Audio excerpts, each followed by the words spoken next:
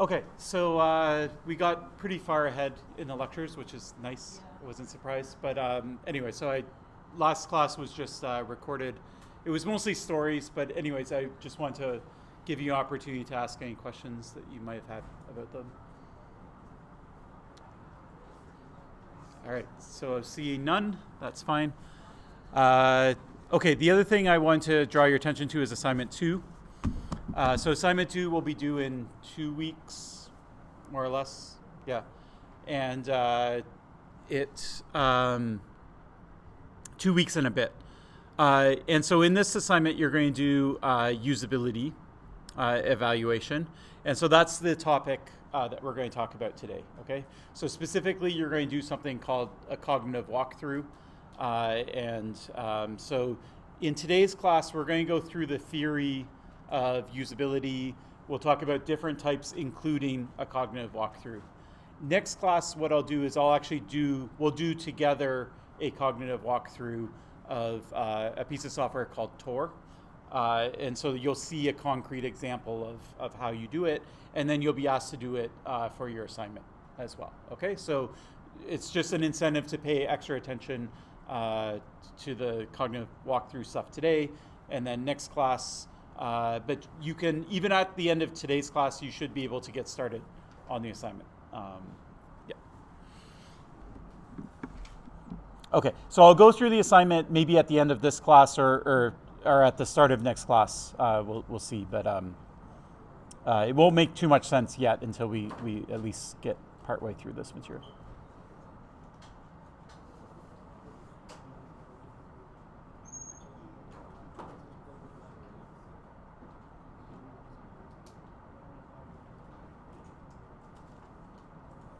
One other logistical thing, the final exam date is on the website, so you can check that. I'll show it to you now just so that you can see it. It may be still tentative, so sometimes they post a preliminary schedule. But anyways, it's linked to from the Moodle.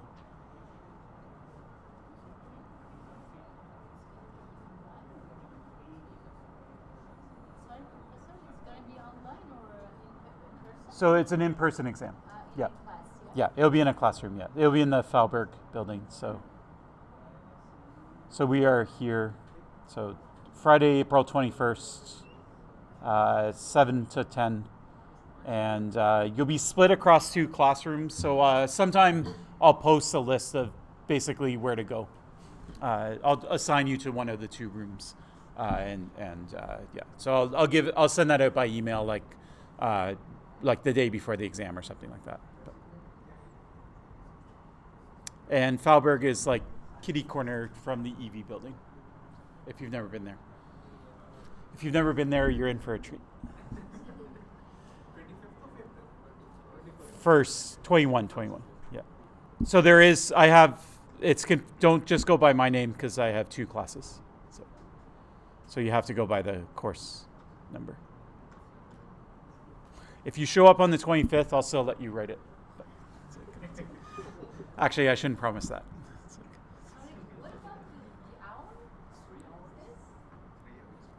Yeah, so they're scheduled for 3 hours. So 19 to 22. Is it that small? Let me zoom in. Whoops.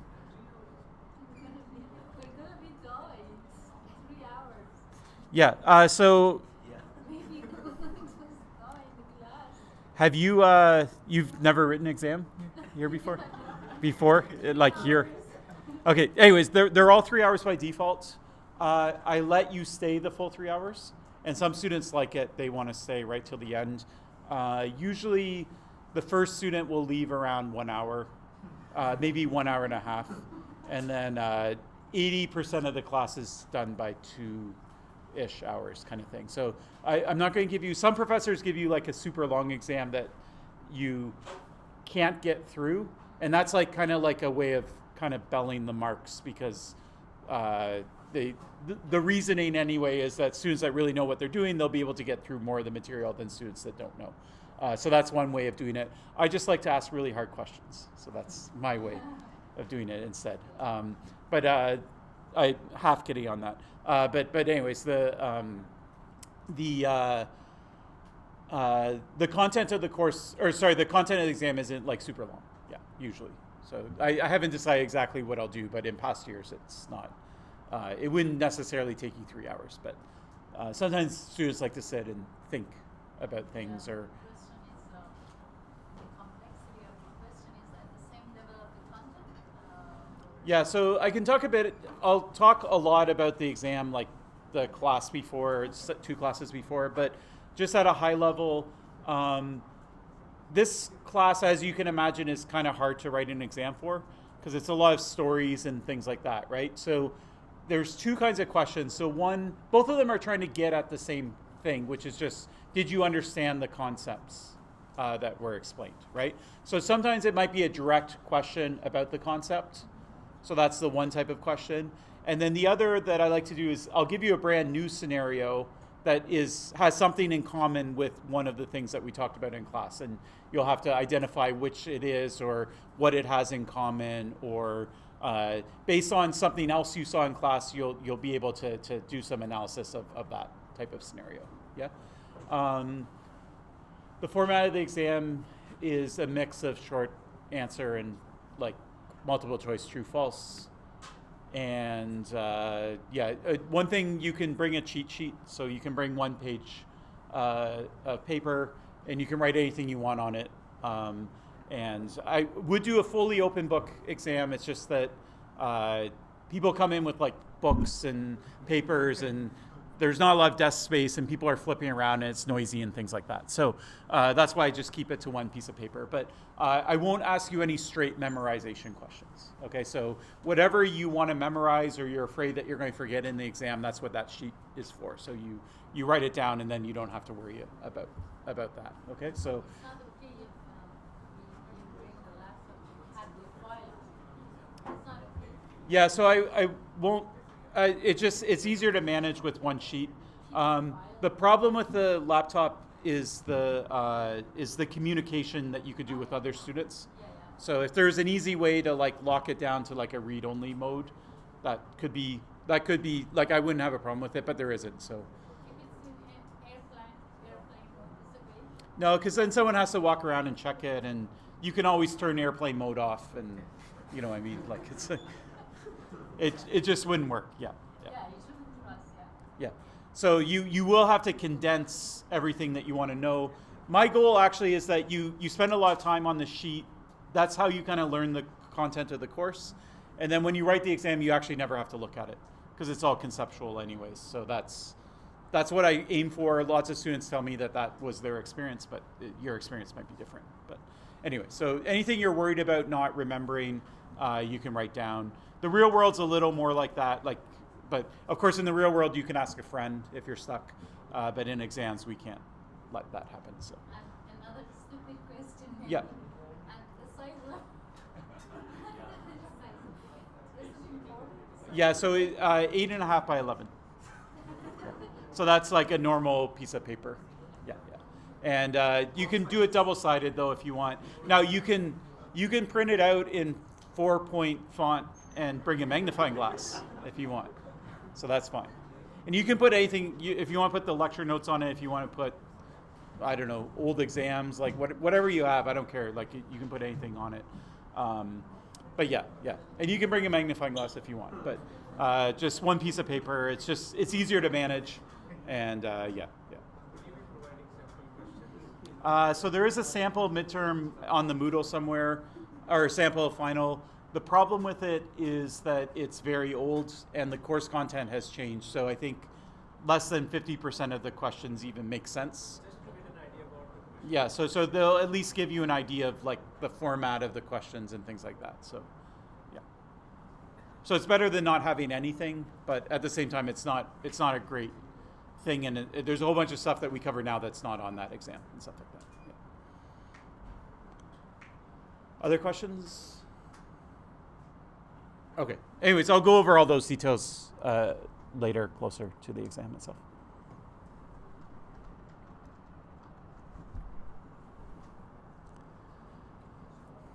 Okay, so we're going to switch gears again. So another important topic that we've already seen is usability. So we saw it in the evaluation frameworks. It was a component of it. You thought about it for your assignment 1, but we never really talked about how would you, like this is a methodologies class. So what's the methodology of establishing whether something is usable or not? So that's what we're going to tackle today.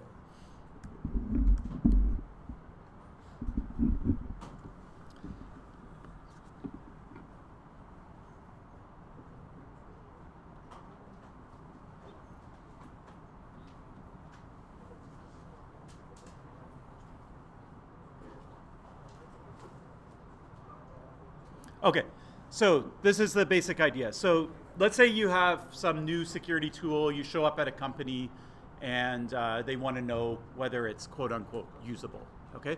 So what would you do to analyze it? So the first thing we might think about is what is that tool? So usability is often associated with software, and a lot of the research came from software. So usability of software was one of the first things that people thought about. But it's not just software, it could be hardware, like the ergonomics of something, like how comfortable it is, things like that. So designers think a lot about it, the aesthetics of things. It, to a certain extent, could be like more of a protocol. It kind of intersects with software, but you could think about like, is the API designed in a developer-friendly way? Could a developer look at this library and figure out what the parameters are and that they need to provide and things like that, right? So you can think about usability outside of software. For most of what I'll talk about is I'll just use software. Like I'll at some point I'll just start talking about software. But anyways, the thing to keep in mind is that it can be more general than software. It doesn't have to be software. Okay, so the reason that we consider usability in a security course, right? So there are people like in HCI, that's a discipline within computer science. They also care a lot about usability, okay? And a lot of the techniques that we'll talk about come from the HCI community, but they just care about it because they want the functionality of the program to be good, okay? The reason we care about it from a security perspective is for a couple reasons that we'll go through. So one of them is that users will make mistakes, okay? And normally that doesn't matter from a security perspective until it's security software. Okay, so if it's some sort of software or some feature within software that's supposed to provide a security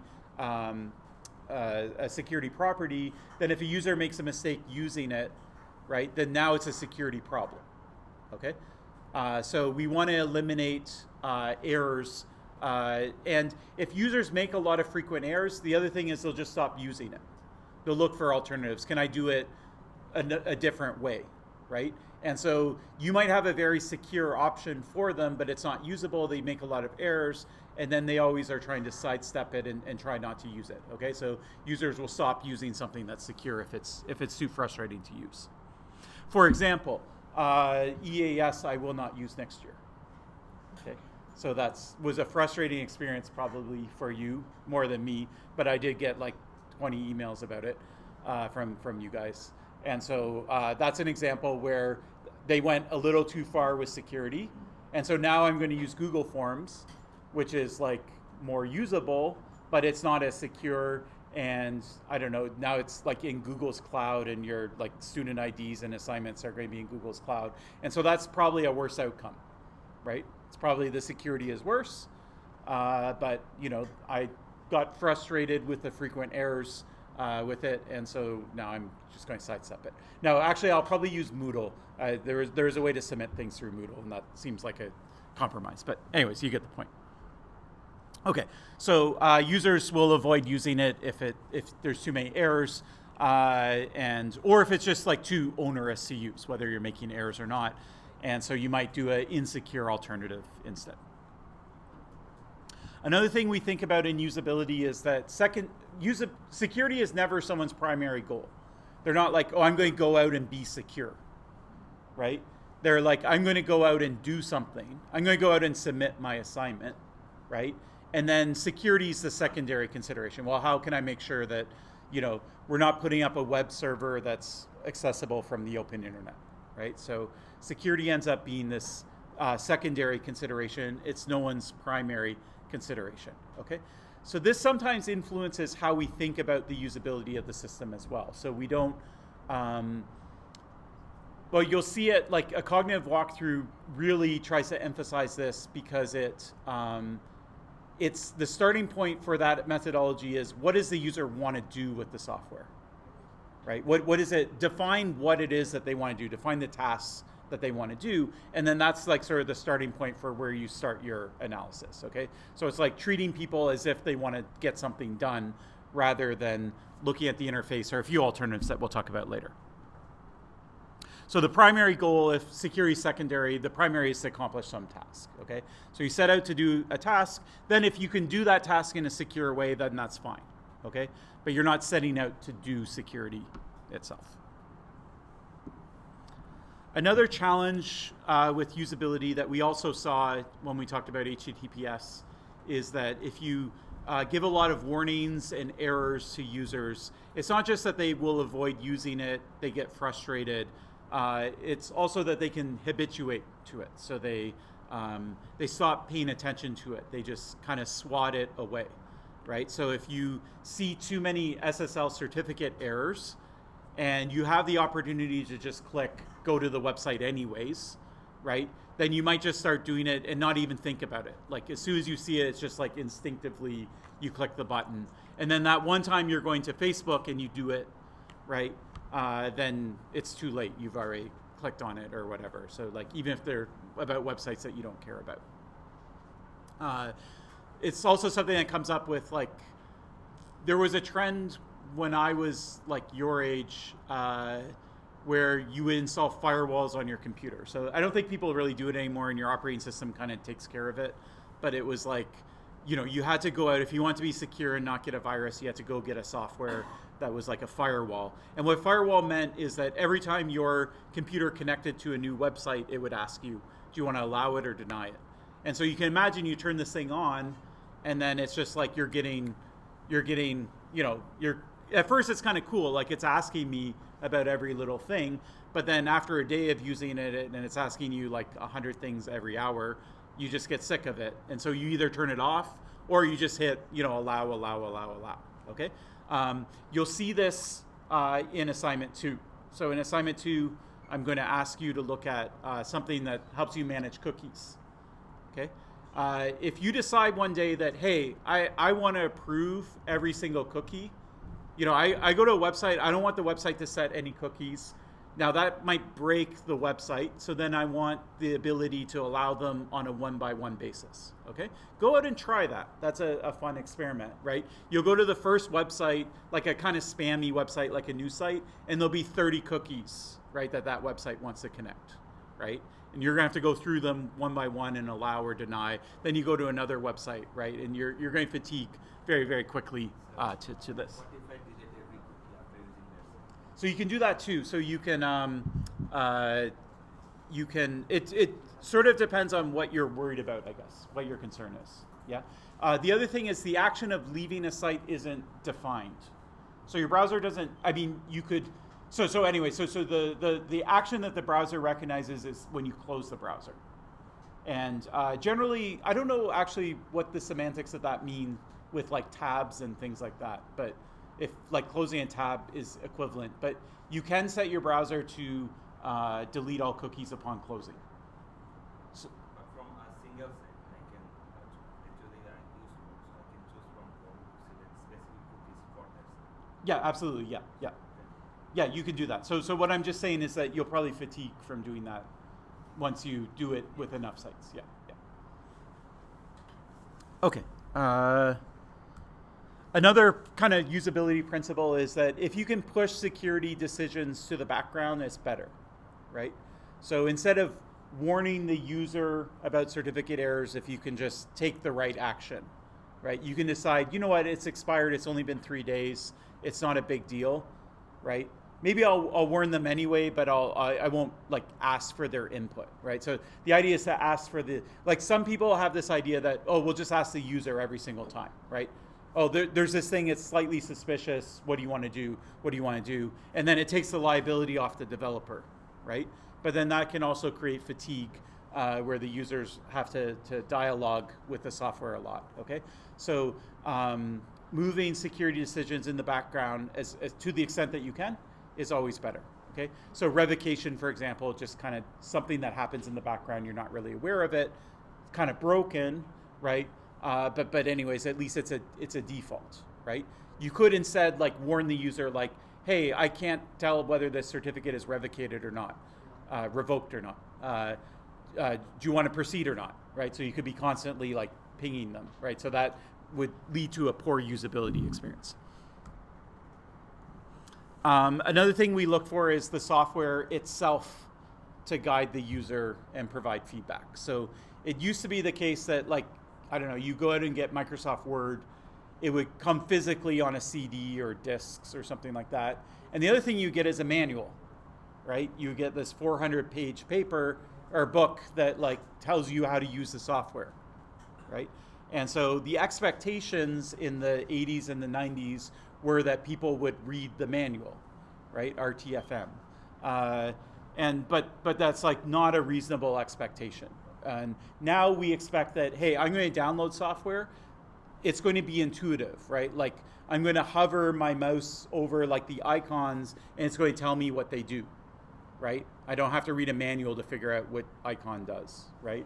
And the names are going to be sensible, right? It's not going to be some technical jargon or things like that. Like I'll know, I can sort of figure out how to use it. So most software, we expect that. Every now and then, maybe we have to go in the help menus or something like that, or Google like how to do a specific things. But good usable software should sort of guide you through the interface. You should be able to just start using it and kind of figure out the interface as you use it. Feedback's another thing too, so you should be able to determine the status of the software about important things, or if you ask it to do something, did it actually do it or not? Like, yeah, you click the button, but like, how do I know whether it worked? Those are kinds of things that we'll see illustrated later when we go through an example. Developers are not users, so developers sometimes the people who write software, they think it's usable. Okay, it's usable to them because they have the right mental model of the software. Okay, so and maybe everything's labeled correctly and set up and organized right when you have the right mental model. But if you bring in a new user that has no mental model yet, and they might have a wrong one, or they might develop something that's wrong just by using it, right? That's where you'll see lots of usability mistakes, okay?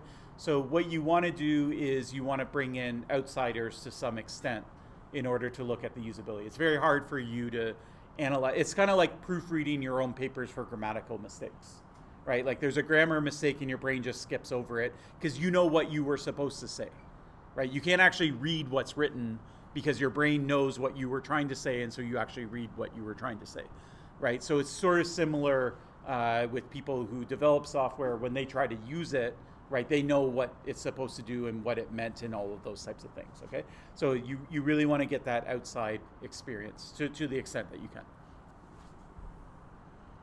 Sorry. Mm-hmm. It means that in some companies that create some products, so it's better to have some teams, quality assurance or something like that, to check the functionality. They are not developers because having a mindset of being a developer Yeah.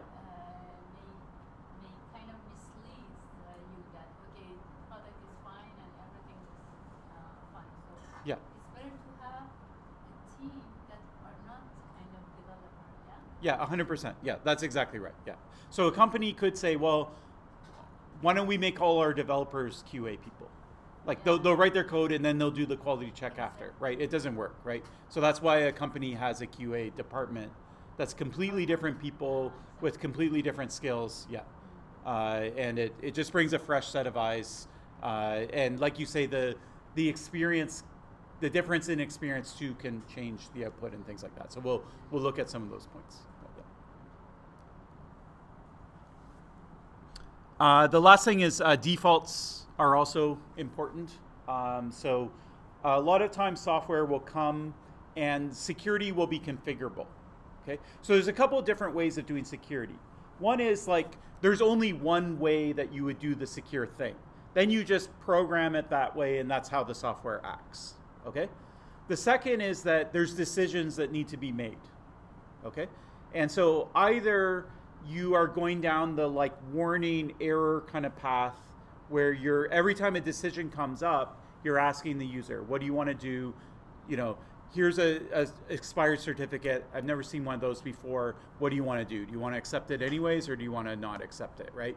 So that's one path forward. The other path is you can say, we're going to choose a bunch of defaults. Okay, so we're not going to ask you. It's just going to behave a certain way. But if you really know what you want, and what you want is different than our defaults, then you can go in and change it, right? So like a cookie policy in a browser, you download Chrome for the first time, it has some set of defaults. It just works. You don't have to know what a cookie is. But then later, when you learn about them and you're like, oh, actually, I'm really concerned about it, you know, then you can go into the panels and they give you lots of control over different things, okay? So that's good. So that's a usable approach, is that you choose like a reasonable set of defaults, but you still give the power users the option to override them if they want. And then the last question is, well, if users can configure it anyways, then how important is it? How important is the defaults? Should we just sort of choose them without putting a lot of thought into it, because most users are going to configure it the way they want anyways? Or should we assume that basically no user is ever going to go in and configure it, right? And they're all going to use the defaults. And so what we know from the literature is that the second is closer to the truth, right? Most users will not touch the defaults, okay? You see it in like social media was a big one. Like Facebook had a bunch of crazy defaults, and they kind of got in trouble for it because like the defaults were not reasonable in terms of privacy. Another example that has nothing to do with computer science is there's a set of countries listed here, Denmark, Netherlands, UK, Germany. They're all in yellow, and you can see a really low number.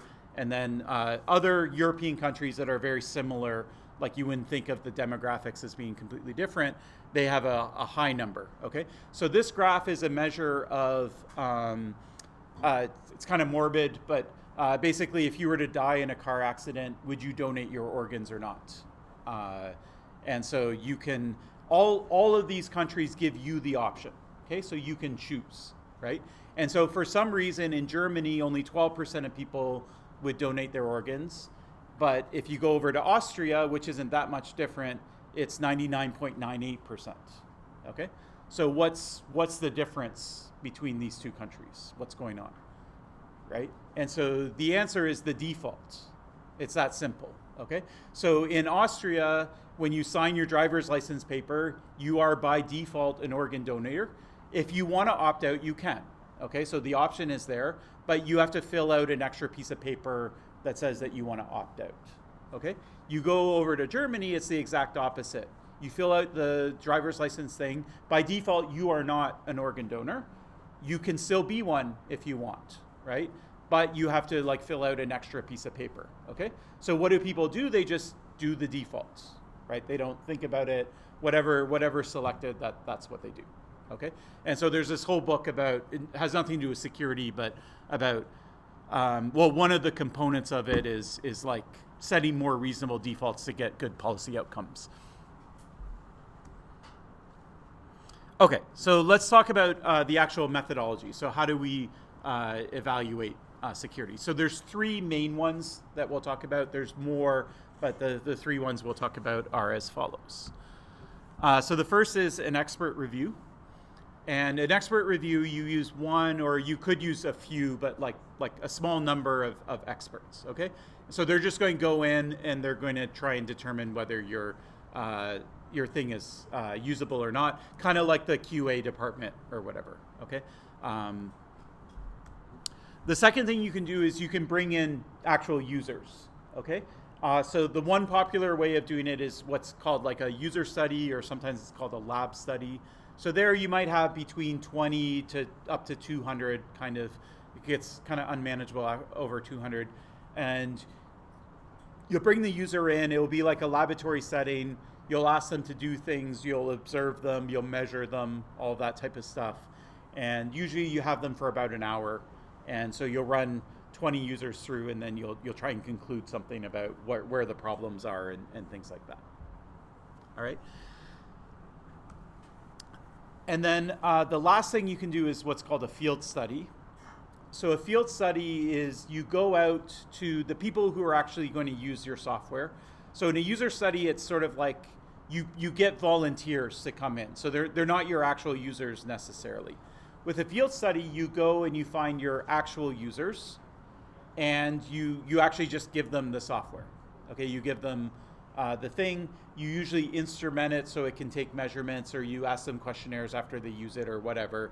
And normally what you would do is you would give it to like half of the users, and the other half would use the current system, and then you would try and measure the difference. But the point is that they're actually going to use the new software. They're going to use it to do all the tasks that they're normally going to do it.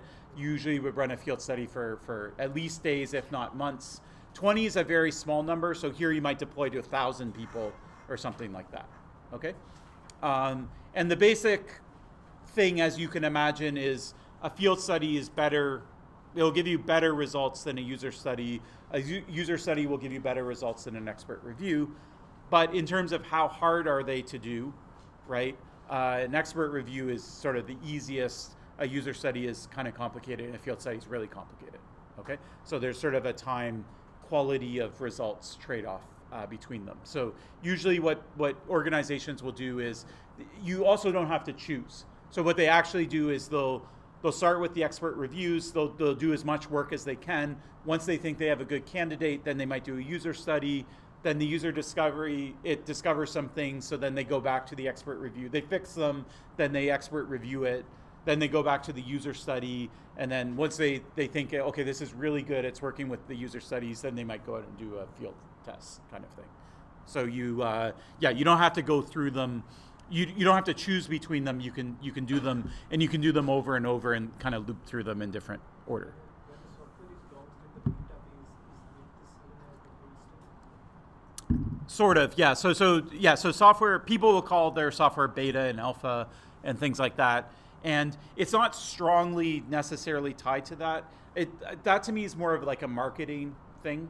And so when I tell you it's beta software, it's more like get your expectations down a bit. Like there might be bugs, there might be mistakes in it. A lot of software, like people will call it beta, even though it's alpha software. Like it works and everything's fully functional. It's more just like don't get mad at us if it doesn't work kind of thing. Sometimes they use it too so that you feel like you're an early adopter, right? Oh, I used that when it was in beta, right? And so like you're cool because you started using it before the alpha release and things like that. So those terminologies don't necessarily mean anything, but you're right that they are connected to the life cycle of the software. And so to flip it around, if I was doing something at field study, that is beta software by definition, right? Because it's still being studied. And user study and expert review, you're doing that on what is truly beta software. Yeah.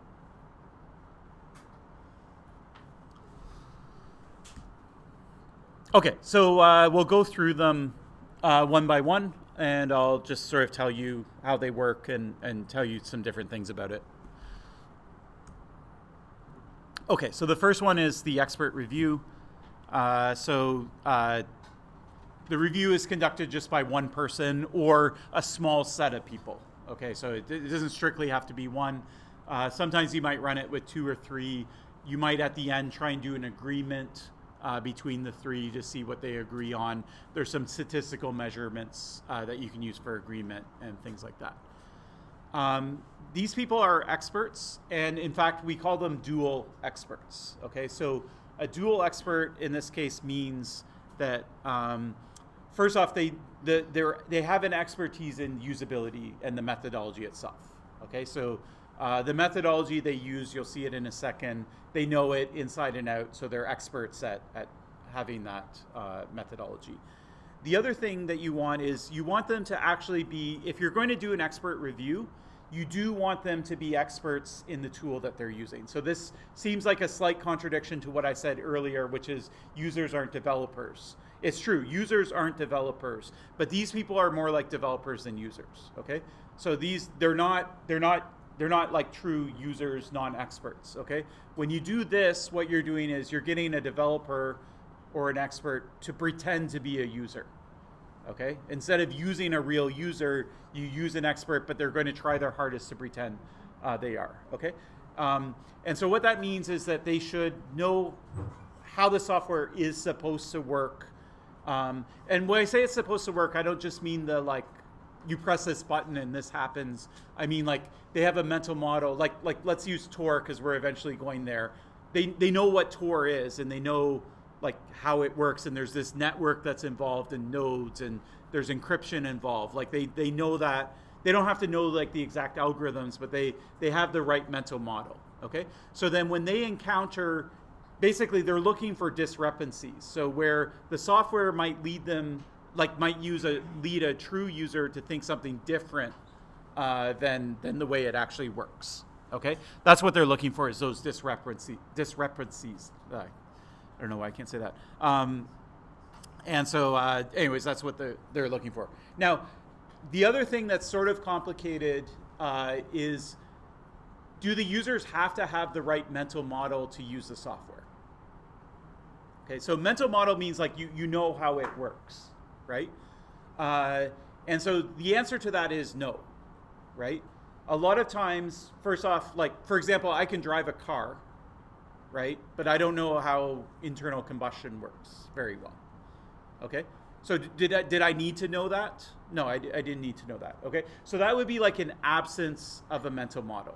Okay, so it's just like there's some details and it's kind of like a black box, and I know how it works, but I don't know why, or I don't know how, like what's inside the box that makes it work. Okay, so that's the first thing. The second thing is you might say, okay, what if you actually have the wrong mental model? Right? If you have the wrong mental model, right, is that dangerous? And so the answer is, I mean, obviously it could be dangerous, okay?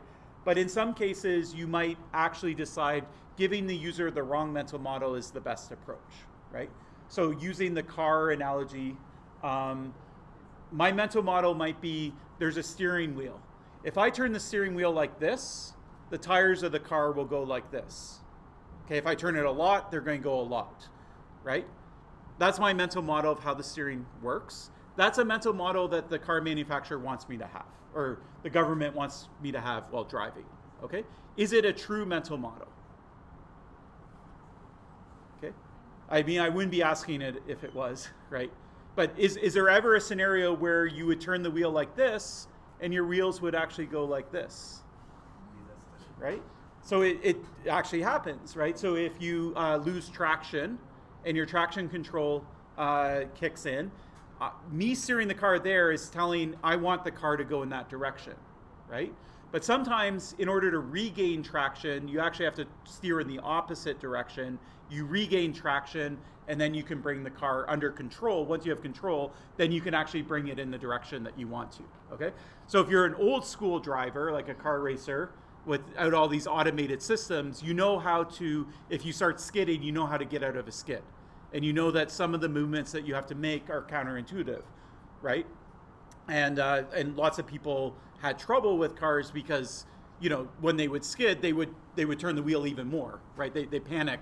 And so anyways, but now your car system will do it automatically, right? So first, when I turn the wheel, it's not actually like connected to the tires, right? Like it's a computer. I'm just inputting, like it could be a joystick where I'm just like, you know, I want to go that way. That's all the steering wheel does.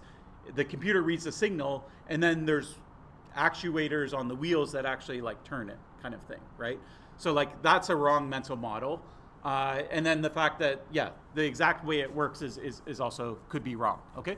So in some cases, you might decide that it's actually okay for the user to have the wrong mental model, as long as we can predict what it is, as long as they're communicating what they want through their actions, then we can take the right action in response. Okay, so expert reviews, there's basically two kinds of expert reviews.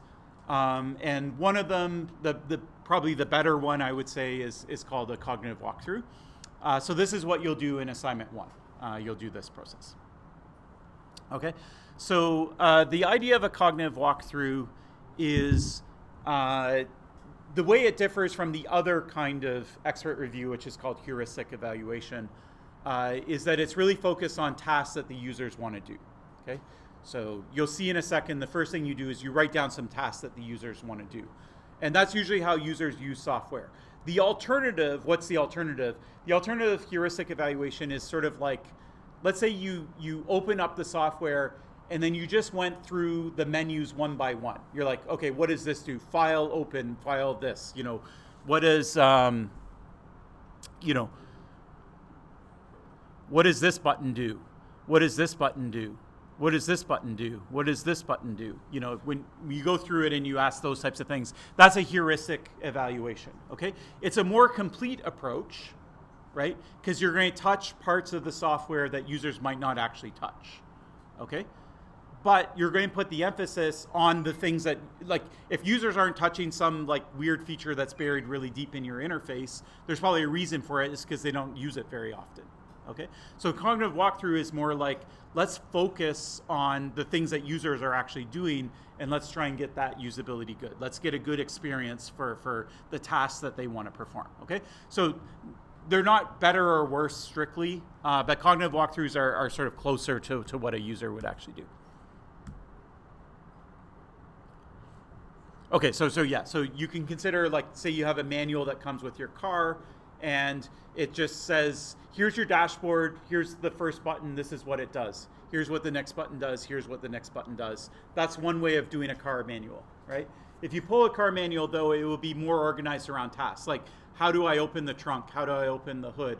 How do I turn the windshield wipers on? How do I turn on the four-way flashers, right? And in answering those tasks, obviously, it will tell you what buttons to press, okay? But it's organized around tasks that you want to accomplish, rather on this is the interface and all the things that you can do with the interface. Okay, so what the expert does is they first start and they're going to put themselves in the shoes of a normal user. Okay, now users themselves could vary. Okay, so you do want to think a bit about, like, what kind of user is it that you're pretending to be, right? So, like, the most basic thing is how technical, right? So we said that there were dual experts, so they have the technical expertise, right? But when they evaluate the software, are they pretending to be someone that has, like, no expertise, or a moderate amount? Like, I'm a computer user but not an expert in the software. So you have to pick that sort of target level. It's also okay to do it multiple times, right? So you could say, or even as you're doing it, you could say, like, a user who really knows nothing is going to get stuck at this point, but a user who knows a little bit will be able to figure it out, okay? So this is something to keep in mind for your assignment. So in your assignment, you should specify, like, what level of expertise you're assuming that the user has. And also, when you raise the usability issues as you find it, you can also at that point differentiate between, like, you don't have to say every user is going to get stuck here, right? That's usually not the case. It's more like a certain percentage of users will get through that problem and some of them will get stopped. So you can think about, like, yeah, the level of expertise that the user would have to either get stuck at a particular spot or to go through. Okay, so the next thing you do is you pick a set of tasks that you're going to evaluate. Okay, so if it's a word processor, it might be like, I want to install the software, I want to open it, I want to create a new document, I want to write a letter, I want to make the font bold, whatever the case is. So those are all core tasks, okay? Core is just an emphasis on, like, the most important task. So what's the most important task that someone would want to do, okay? So later we'll use Tor, which is this anonymity software. So the core task will be basically like, let's get the thing and install it. Let's turn on anonymity. I'll phrase it a little more elegantly, but, like, and then make sure that it's actually turned on, right? Like, how do I know that it's actually working? And then it's equally important to turn it off, right? So how do I turn it off? So those are basically the three core tasks that we'll do. For the assignment, I think I asked you to come up with 5 or something like that for the tool that you'll look at. Okay, Then what you do is you come up with a set of guidelines, which are basically like usability principles that should be true. Okay, what do you expect from the software? If the software is designed in a usable way, what is your expectation? Okay, and so usually these you can find. You don't have to invent them yourselves, and I'll give you a set of criteria that you can use in your assignment. Okay, so you don't have to come up with these yourselves, but you can modify my set if you want. Okay, so if you feel like there's something missing or something like that, you can modify it. So later when we go through tour, I'll show them to you. I don't think I show them now, but I think I have a few examples of just like a high level idea of what you might see. So guidelines are usually, they're positively phrased, so it's a positive statement. And it's like, if this was good on usability, this is what we would expect, okay? So it could be a statement like, the interface guides the user. Okay, so the interface is helping the user figure out what they have to do next. It could be like, the software doesn't use any jargon or technical language. Okay, so it's easy to understand and things like that. So what you do basically in a cognitive walkthrough is you go through the core task, and then you ask yourself at every step, is the interface guiding me, right? Am I seeing technical language or jargon? You know, and you just kind of go through the list, okay? And then if you see an issue where you think that one of these principles isn't being upheld, then you write it down, okay? And you can do the opposite too. You can say, oh, it actually is really good on like one of these principles, like better than I was expecting or something like that. But generally you're looking for where it kind of fails, okay? So that's what you look like. And that's kind of the deliverable. So a cognitive walkthrough is just sort of like, this is the task. This is what I did. I did this. It was okay. Then I did this. I saw some jargon. Then I did this. The interface stopped guiding me at this point. Users might get stuck. And you just sort of walk through and you constantly reference your guidelines and whether it's doing good or bad on those guidelines. Okay, so later I'll do a cognitive walkthrough. We'll do it together in class, next class, and I'll show you the actual core tasks, which I said they're pretty simple. I'll give you the guidelines. There's 8 of them, but they're basically around the idea of the software. It just kind of breaks down the idea of the software guiding the user. Not using jargon is definitely one of them. There's stuff around status, so like you should know what's happening at all times, okay? So like if Tor is turned on and my traffic is anonymous now, I should know it, okay? So that's important. So it could be like you click a button and that turned it on, but I don't know it as a user. Like the developer knows it, right? Because the developer knows the software, but the user doesn't necessarily know it. And then there's some around errors. So if at any point you see, oh, a user might make a mistake here, then you'll rank it as, is it a critical mistake that they can't recover from? Like once it's done, like I sent some traffic and it wasn't anonymized and I thought it was, I can't get that traffic back, right? So that's a critical error. And then there's also errors where I probably configured it wrong, but later if I figure out that I did it wrong, I can go back and reconfigure it and make it right. So those are errors that you can recover from, okay? So anyway, these are the things that we'll see later when we do the cognitive walkthrough next class. And if you want to look ahead in the slides, you can see the list of them, especially for your assignment if you want to start.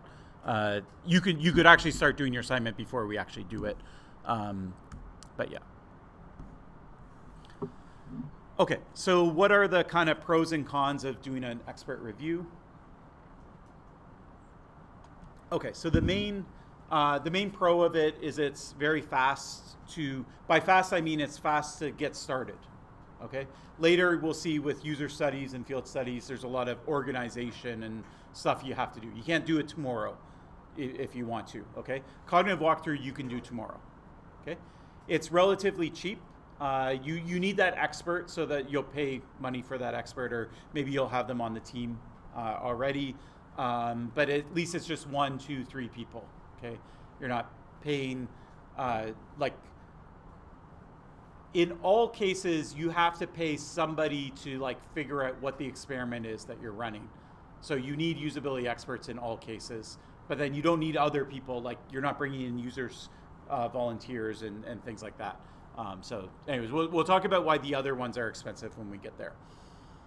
Another thing about cognitive walkthrough that's related to the fact that it's fast and like kind of easy to do is that you can cover a lot of the software as well, okay? So it, like, if I want to do the core task, that might take me 2 minutes. If I want to do a cognitive walkthrough of doing the task, it's going to take 2 hours because I'm going really slow and I'm documenting every step and I'm thinking about every step, right? So it's obviously slower than just straight up using the software.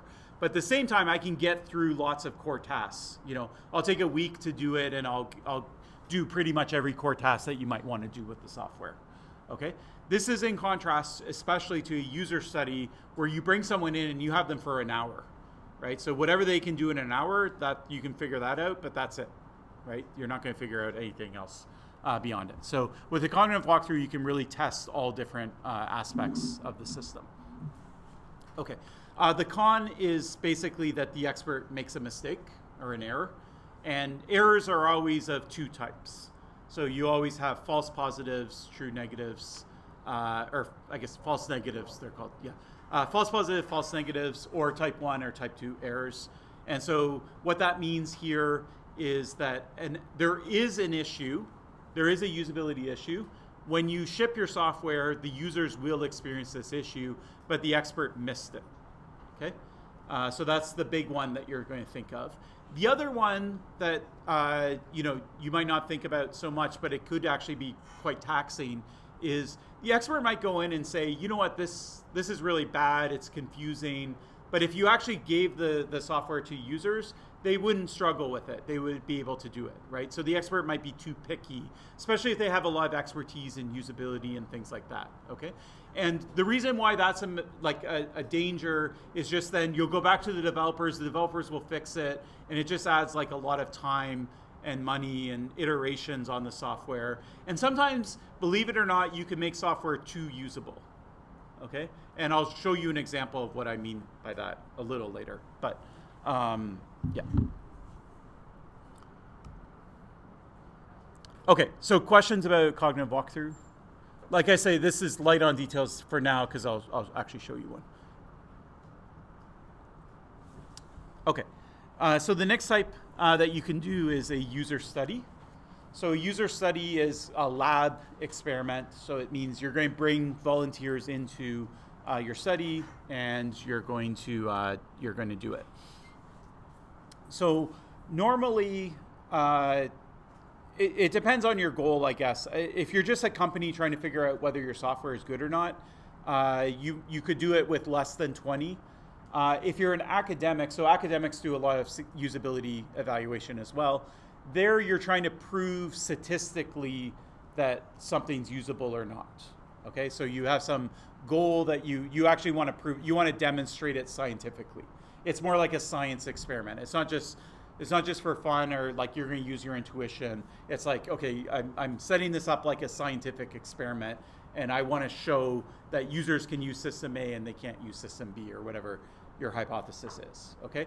And so there you need enough users so that you know that the effect is real, okay?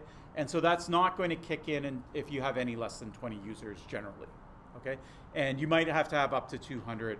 So we'll talk a little bit about that later. But anyways, so generally, yeah, you have 20 to 200. It kind of caps out at 200 because it's actually a lot of work. First off, you have to recruit them. You have to bring them into the lab. Someone has to sit there with them, watch them, give them the instructions. So that person's maybe doing 8 users a day, and anyways, and then you have to reset up the lab every single time. And so anyways, it's a lot of time and effort. And even 20 users can take a long time, like a week or 2 to get through all of them through the study. Okay, so step by step, I'll sort of walk through what you do in a user study, okay? So the very first thing that you need to do if you're doing this in an academic setting is you need to go through a process called ethics. So this is something that's implemented by universities. If you go to, like, it has nothing to do with security, but let's say you were doing like medical studies or things like that, this is also going to apply at like hospitals and those types of things. If you work at Facebook and you have some new like algorithm that you want to do, and do you have to get ethics approval? No. Okay. So like companies don't always implement this. Now some of them do, so more progressive companies might still have it, and if the company's gotten in trouble before for like things, then they might decide that actually we need this type of thing. But anyway, so what is ethics clearance? So basically, to know that you need to do it, you have to have human subjects. Okay, so in a user study, because we're bringing people off the street and we're putting them through the lab study, we're dealing with humans, so automatically we need to get approval. Okay. Now, that doesn't mean it's not going to be allowed. It just means that you can't just do it without asking, okay? So if anyone wanted to do a course project and you really like this usability stuff, you can't do it unless if you got ethics, and it takes a couple months to get ethics, so it's too late. Okay, so yeah, so it mostly shows up in academic settings, not so much in industry. It's pretty simple. You just sort of write up basically what you're going to do. So you say, this is the study, these are the questions I'm going to ask, this is what I'm going to ask them to do, this is what I'm measuring, this is the information I'm gathering, the data I'm gathering, this is why I'm doing it, and all of those types of things. And you give it in a document. There's a board of, I don't know, let's say 10 people, I don't know how many there is at Concordia. There might be other professors or other people like that. And they'll evaluate it, and they'll basically say, okay, this is good, you're approved, or maybe you can't do that research, it's not allowed, or they might say, we need more information about this aspect, or you need to redo how you do this, and then you go back and forth a couple times before you get clearance, okay? Academic journals, I know you guys don't really care so much about academia, but necessarily, some of you will if you're like, maybe a PhD student or something. But academic journals now are very picky about only accepting papers on usability where there was some ethics clearance. That's so some universities don't have an ethics board, but now they basically want you to make sure that you go through ethics. Okay, so it's reviewed by the board. You get a decision. Usually takes a couple months. People complain a lot about it, but anyways, it is what it is. Sorry.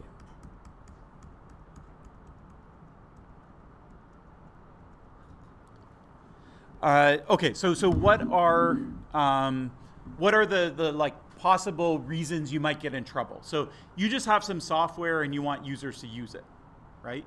And so these are the types of things that I see where you have to think through the what are the actual ethical issues of doing it. It's not like you're doing medical experiments on people, right?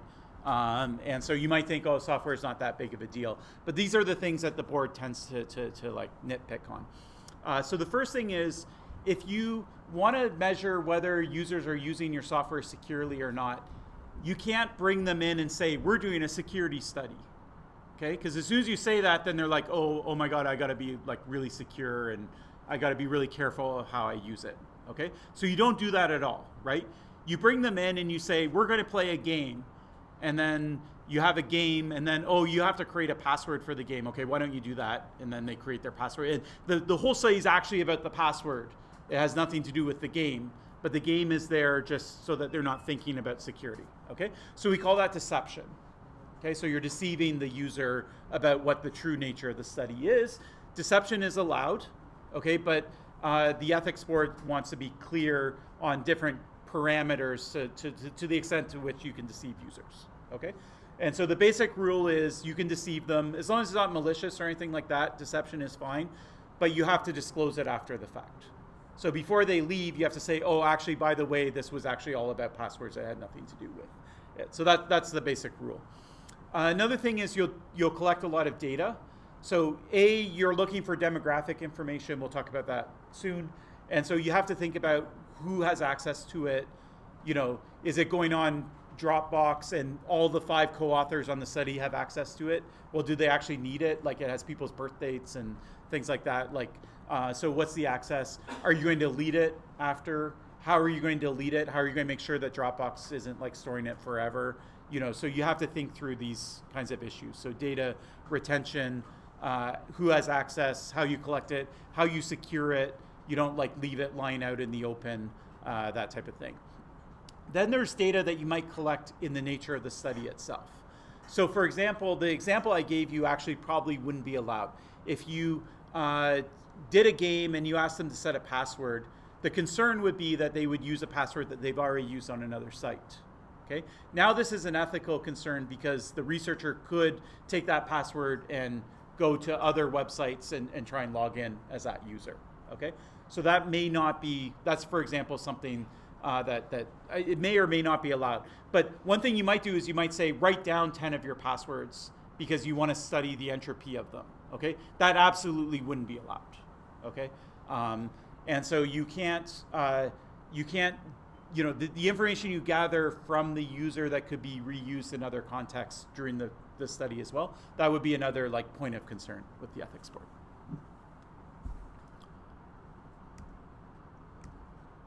Okay, so we have ethics, we got our certificate, so that's all good.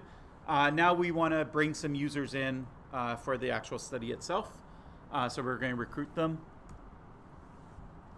So the way you recruit users will have an impact on the study itself, okay? In particular, it will impact the demographics of the kinds of users that you get. So if I'm doing a user study in the university, I could put flyers up in the hallways, right? And I'll get a bunch of participants, but they're going to be a bunch of grad students and undergraduate students, okay? So that's fine, maybe. It depends on what I'm trying to, like who my actual target user is, right? So like grad students, well, undergrad students, grad students tend to be young, right? Not always, there's exceptions to every rule, but as a demographic, they tend to skew young. And so if my software is for elderly people, and I do a user study with a bunch of university students, right, then that could be a problem, right? So anyway, so you have to think about where are you going to advertise it? How's that going to influence the types of people that you're going to get in? And if there are certain kinds of people you want, then you want to go advertise in places where you're going to find those types of people. Lots of university labs have a list of like not just students and things like that, but like people out in the community. It's because they do user studies all the time. So they just do them one after another. And so they have people that they know that have come in and done past user studies, and they like the demographics of these people and things like that. And a lot of times they protect the list, so if you go and ask for the list, they're not necessarily going to be eager to share it with you. But anyways, if you work in a lab with a researcher that does a lot of work in usability, they probably have a list of people they routinely ask for this. Another option you have is you could do the study online. Okay, so this is going to depend on like what the software is. So like for example, if it's a website, then you don't have to bring the user into a physical room and watch them use it. Okay, sometimes you want to anyways, but anyways, if you can conceive of a study that can be completed online, you also have to think about what are you measuring, like because you can't watch them do it per se, right? It's more like they're going to do it and then that's it. So if you just get them to do it and ask them a questionnaire, then it's fine. If you have your software and you can instrument it, so like when they click on something, it like there's a log and it logs everything. So you have to think about whether you can adapt it. But assuming that you can adapt it, then you have options like Mechanical Turk from Amazon, which I can't remember if it works in Canada or not. There's one called Cloudflower, something like that, and there were a bunch of these kinds of things. And the other good thing about doing an online study is forget about 20 users, you can get 2,000 users, okay? Then when you do your statistics at the end, you have like very big numbers and it makes the statistics easier. The other thing about Mechanical Turk is that researchers use it so much that they went out and they said, okay, let's figure out what the demographics of users look like on it. And then we it may be what you want, it might not be what you want, but at least you know what it is. Okay, so that's the first half of the question, is at least knowing what it is. So there's a lot of studies, like kind of meta studies on just that process itself, and so it helps you make decisions about it, whether you want to use it or not.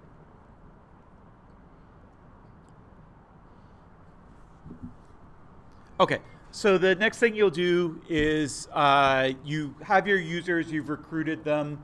Now what you want to do is you want to figure out who they are, okay? And basically you're trying to figure out whether they match the demographic that you want. And so you do it usually with a questionnaire. So you send it to all the users. So things like age, education, income level, expertise are common questions that you might ask. There's other things as well. But those are the main ones that will probably have an impact on like the security properties of the software and how usable it is. You'll often you'll initially recruit more users than you'll actually use. So if I want to do a study with 20 users, I might do initial recruitment of 100, and then I'll give them all the pre-questionnaire, and then I'll select 20 of them to actually do the study or something like that. Okay. And what you're doing is you're thinking about who's the ultimate user. I'm testing the usability of this because it's going to be used. It's going to be used by the general public. Okay. Well, then I want a set of users that look like the general public, right? Or this is targeted for vulnerable users, right? Because it's privacy software. Well, then I want my demographic to reflect that somehow if I can. I don't know what that looks like necessarily, but anyway. So you want to think about the demographics. Now, if you can't get a mini version of the general public in your study, right, you can also do statistical weighting later after the fact, right? So if you don't have a lot of people that have, like say I'm doing it in the university and my age group is really, really young, but I have 2 or 3 older people, right? Then I might say, well, their results count for twice as much as the students or something like that, okay? And obviously you can't just like freestyle this. You have to follow like proper statistical methodologies. I am not an expert at all on statistics and things like that, so I can't give you advice on exactly what those look like, but anyways, that's what people do. So they'll do some weighting in order to try and make their sample look closer to the target demographic. The terminology will come up later, but we call this representativeness. Okay, so if your study participants look like your target users, it's highly representative. And if it's bad on representativeness, it means that the people in your study don't look anything like your actual target users. Okay, next thing is that user studies generally aren't free. Okay, so you're going to have to pay the user. And so they can be like quite expensive depending on it. And so this adds to the cost of the user study. You're paying them for the time that they spent on the usability study. You're not paying them for the results.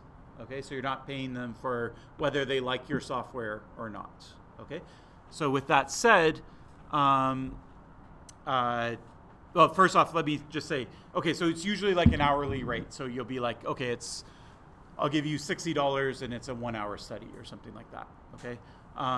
The other thing that you see sometimes, it's usually like when you have like larger groups and you can't afford to pay $60 to every participant, then they might do things like, oh, we're raffling off 3 iPads. And so come do the user study, you get a ticket, but there's only 3 iPads at the end of the day, so you might win it or you might not win it. So I see that a lot with like email, like correspondence, and people want me to fill out things, and they're like, "Oh, we'll have a draw at the end for it, but you're not actually paid to do it."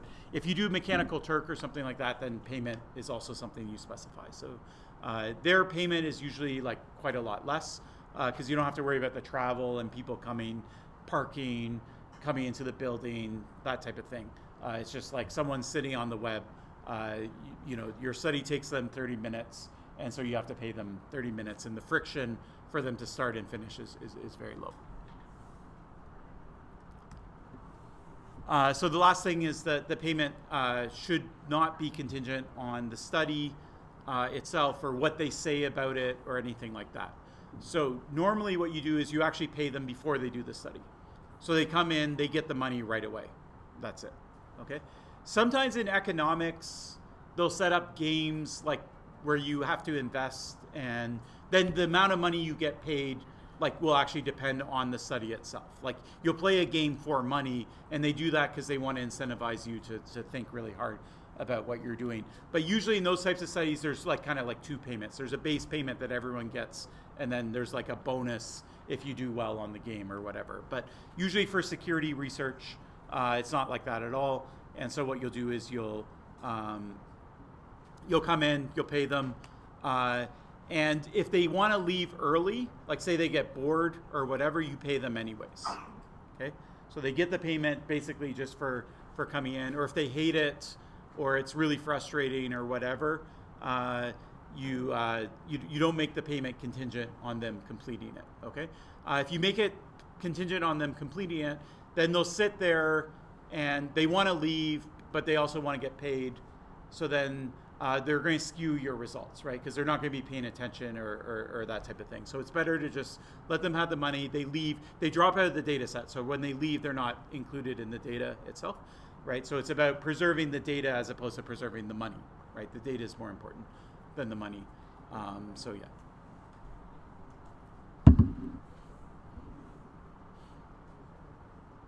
Sorry. Yeah. I mean, there should be two types of payment. One for participant, one for participant, and one for continuing until the end of the research. Okay, so not exactly. So there actually should only be one set of payment, period, whether they complete it or not. So they just get paid, period. And if they want to leave, you let them leave. You don't want to keep them ransom by the payment itself, right? If they don't want to participate, you rather them go, then otherwise they're going to pollute your data. We Yeah. should already pay all of the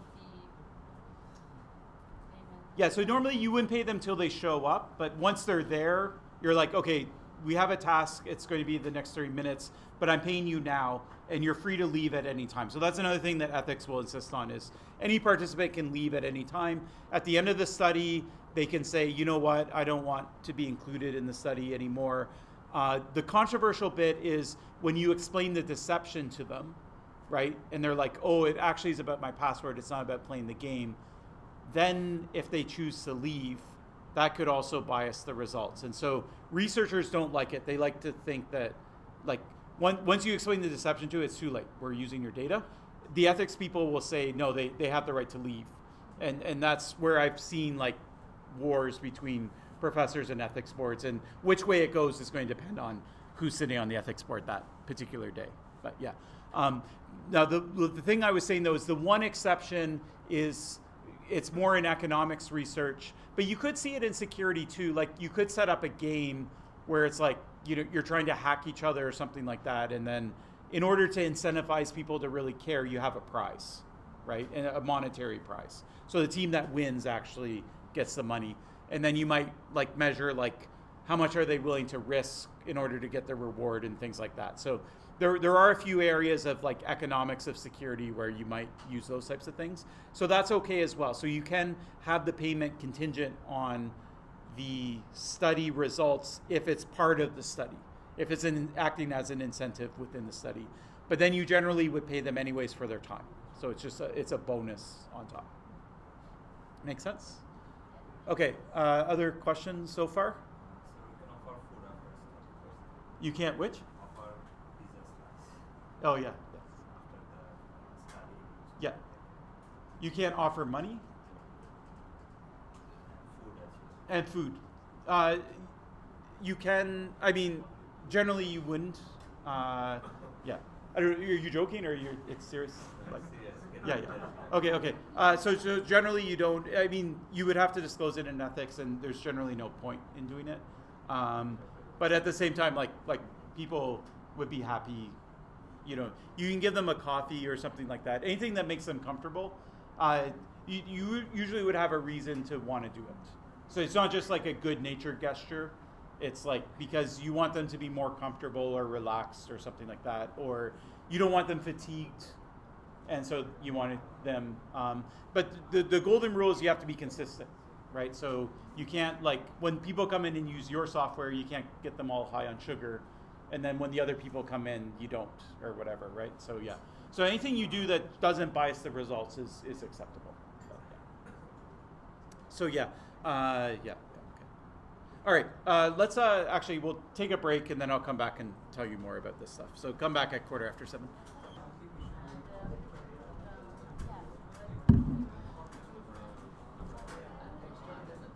Okay. All right, so far we've got up to paying the user. Now we're ready to do the actual study itself. Okay, so the study itself is, as you can imagine, you have, you're paying for someone to come in order to do the study. You spend a lot of time and effort and you're spending money in order to do it. And so you want to really plan every detail down to, like, plan everything down to every last detail. Also for ethics and things like that, you can't just sort of make up a study as you go along. You have to, like, figure out what you're doing ahead of time, okay? And so that includes, you know, what is it that you want the user to do? What questions are you going to ask them? You know, how are you measuring it? All of those kinds of things. Generally, when you, so one thing you'll do is you're going to give instructions to the user. So you're going to tell them what you want them to do and that type of thing. And this is something where bias can creep in. So you might help one user more than you help another user, right? Or you might give better instructions to one user than another one. Or later on in the study, it's your 100th time explaining this and you're kind of bored of it, and so you don't do as good of a job as the first time you explain it to someone. Okay, so in order to, like, try and eliminate these types of effects on the study itself, you'll do things like you'll script out exactly, like you'll read it off a clipboard basically, and so every participant will get the exact same set of messages. Obviously there's going to be some interaction. They'll ask questions and the question they ask will be different from user to user. So you might think of some common questions and whether you're going to answer them or not and how you're going to answer them. You might script a bit, but eventually they might ask a question that no other user has asked and you haven't scripted out, and then that's fine. It's just about trying to be objective and trying to be consistent across all the users, okay? Sometimes the instructions too, you don't even say it to them, you just let them read them. So they read the instructions of what they want to do and then they get started, okay?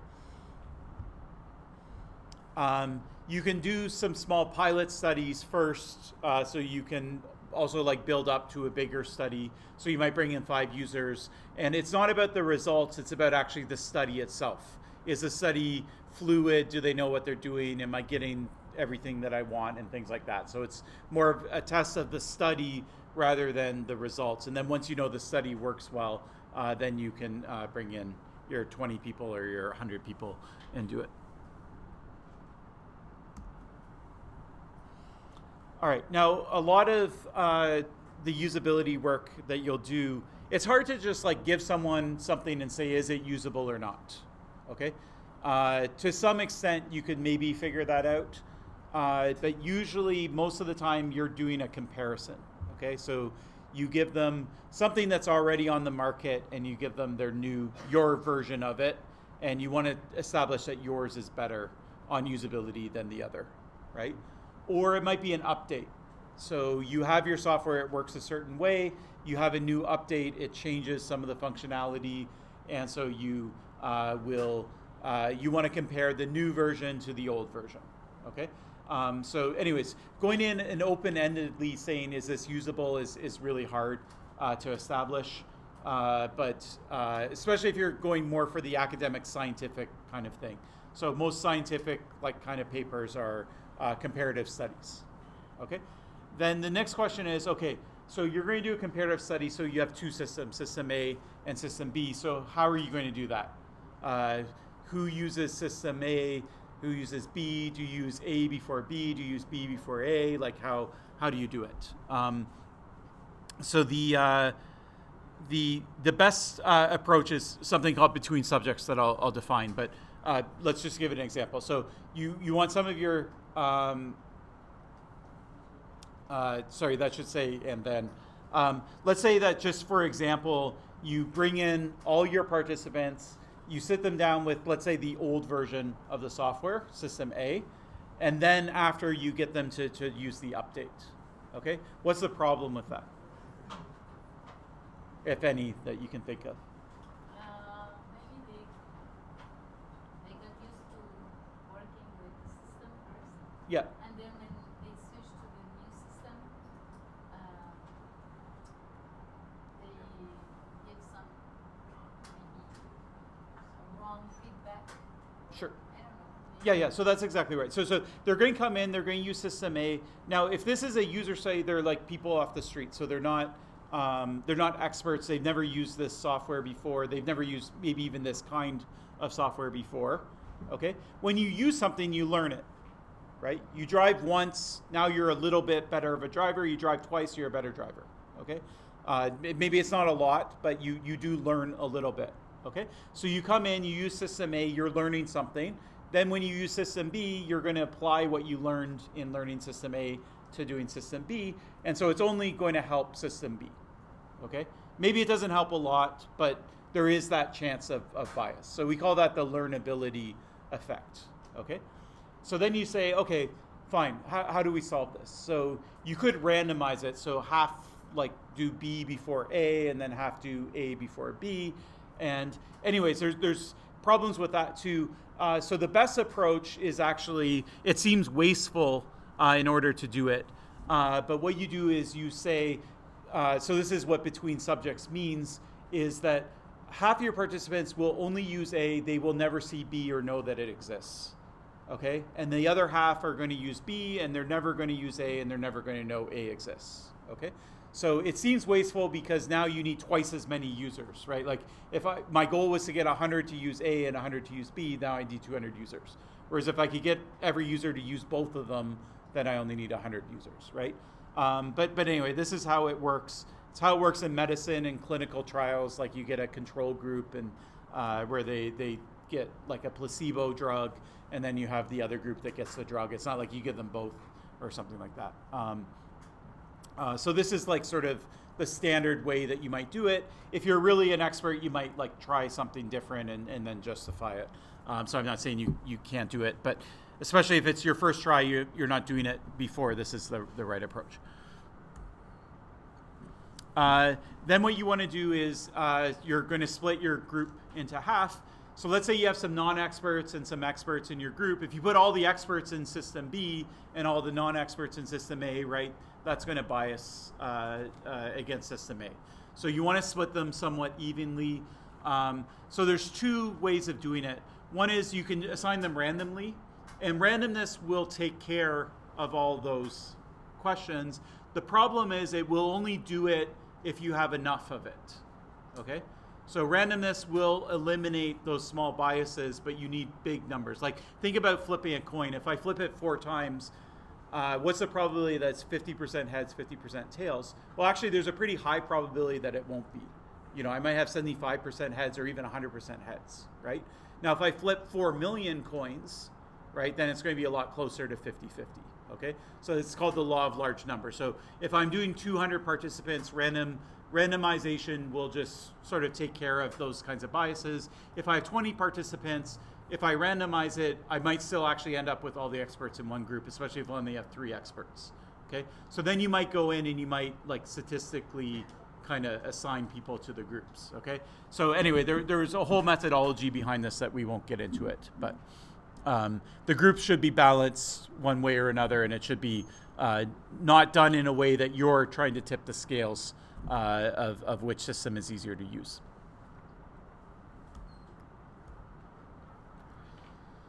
Okay, so we did the study, the users came in, they did it, whatever, and now we want to look at the results. So how did they do? What do we do with the results? How do we interpret them? Does it actually prove that System A is more usable than System B? How do we establish whether that's proven or not? So there's two ways really of getting data. So the question is, where does the data come from? So it kind of goes back to the study itself. But one way of getting data is just to collect it during the study, okay? So things like, how long did it take the user to do a task, right? That's a very simple thing. You know, the person that's conducting the study will have a stopwatch or whatever. Or maybe the software is automatically instrumented, so as soon as they interact, as soon as they wiggle the mouse, the timer starts, and as soon as they reach a certain stage, then it records that timestamp. Or maybe you just record everything and then you go after and you analyze it, okay? But anyway, there is the data that you collect during the study itself. And you actually, okay, so and then the other type of data is still during the study, but it's kind of after. So after, you might like talk with them and things like that, and try and establish, like try and do an exit interview or that type of thing. So there's some things that you directly observe, and then there's things that you're getting their opinion on or their feedback or that type of thing, okay? Data generally can be, well, it always has to be either quantitative or qualitative. So quantitative means it's a number, and qualitative means it's not a number, right? So quantitative data would be things like, you know, the time to complete a particular task. Users completed the task 7 seconds faster on system B. So that would be an example of quantitative piece of data that may or may not speak to the usability of the system. If you look at the number of errors, so errors are something that you can measure. So every time an error happened, you just count. And so at the end of the study, you know that all the users and how many errors they computed, and you might say, well, the people who use system A, they were making like 18% of them made errors, and only 4% made an error in system B or whatever. Okay, so that would be an idea of a quantitative measure. Then there's qualitative data. Okay, so qualitative data would be things like users enjoyed the experience of system A better than system B. Okay, now qualitative data is challenging. First off, it's super useful. So a lot of things around usability you can't put a number on. Okay, so things like time to completion and error rates, those are things you can put a number on. But there's other things like did they understand the system? Did they have the right mental model of the system? There's things like that how did they feel about using the system? Did they feel more confident using the system? These are things that might be valuable to you as the designer of the software or as the researcher, but you just can't put a number. It's not a number thing. You can't go and measure it, right? And so you want a way of incorporating qualitative data, but it's hard, and then you can't really use it to like prove things like statistically and things like that. Okay, so is there a way to convert qualitative data into quantitative data? So you can think about it. The answer is yes. I wouldn't ask it if it wasn't. And actually, the way that you do this is pretty standard, and it's something that I guarantee everybody in this room knows. They've gone through this process. You just haven't necessarily thought about it. So the solution is actually what I knew where I was going, and so I phrased it in a way that preloaded the idea. So I said, put a number on it, right? Can you put a number on qualitative things? Like if I said, do you like system A better than system B, put a number on it, can you do that? Okay, so the answer is yes, right? You can do things like this, okay? So these things have a name. So it's called a Likert scale, okay? And so it's like these questionnaires where it's like, I strongly agree, I agree, I'm neutral, I disagree, I strongly disagree, okay? And what this is it's about taking qualitative ideas, putting a number on it. Now you can actually measure the difference. So like the website has a user-friendly interface, right? That's hard, is website A better than website B? Well, you can say the average of the people who use website A was like a 2 on this 5-point scale, and it was a 3 for the other website or whatever, okay? So now you have a number, and then you can run all your statistical tests and things like that on it as well, okay? So Likert scales are really great. That's why you see them all the time. It's about trying to take something that's like not very scientific or mathematical and make it mathematical. Is there any problems with these? It depends on the personality of users. So, but I don't think it's make any problem because we create the system for users, for normal users. Okay, okay. Have you ever done one of these things and got frustrated? Yeah. Okay, why? Yeah, one of the questions asked. Okay, okay. So the length is one of the big ones, right? So in a usability study, as you can imagine, you do actually want to ask a lot of questions, right? Because you want to cover a lot. And yes, they are getting paid to go through this thing, but at the same time, you get kind of tired, right? And yeah, I've done these like in my job, like we have to do this all the time. And they don't always tell you how much time it will be. And so you start and then it's just another page and another page and another page and there's like 30 of them. And then what do you do? Just quit. Yeah, okay, you just quit, but what else do you do if you want to complete it, but you don't really care? Just All right. neutral. Yeah. I agree. Neutral, that type of thing. Okay? All right, so that's actually a big problem, right? So you have to take that problem seriously because it could influence your results. Okay? So how do you address those issues? So it turns out that there are a bunch of ways that you can do it, or there's little tips that you can do that do it. Okay, so so this is meant to convert qualitative data into quantitative. The big problem is user fatigue. So they're just like, I disagree all the way through. Okay, so the first thing is you can shorten it, right? Not ask them so many questions. Okay, so that's one thing. We said the length was a problem. Another thing that's really important is that if you ask the same questions in the same order to all of them, and people get fatigued by the 50th questions, then the quality of the answers for like the last 20 questions are going to be worse. Okay? So a simple way around that is to randomize the order of the questions so that at least the same question, for some people it's the first question when they're fresh. For other people it's the last question when they're really annoyed and they just want to give up. Okay? And then it's not biased in particular, like the first questions are really good quality and the last ones are bad. Okay? So you can randomize the order. Another thing you can do is you can ask the same question more than once. Okay, so you might notice this on like more serious like studies, and it's kind of annoying, and you're like, oh, didn't I already answer that? They're actually doing that on purpose. Okay, so they ask you the same question more than once because they want to see that you answer consistently, right? So if first you're like, I strongly agree, and then later you're angry and you're just saying I disagree on everything, then it's not going to match. Okay. And then you can detect that and you can throw it out if you want. Okay, so you can say, okay, they weren't consistent or their consistency was weak. We're throwing out every test that has a consistency scale or a consistency like rating of that's less than whatever. Okay, and then the other thing you can do that's even better in addition to this is you can flip the question around, right? So like the website has a user-friendly interface. The person answers agree.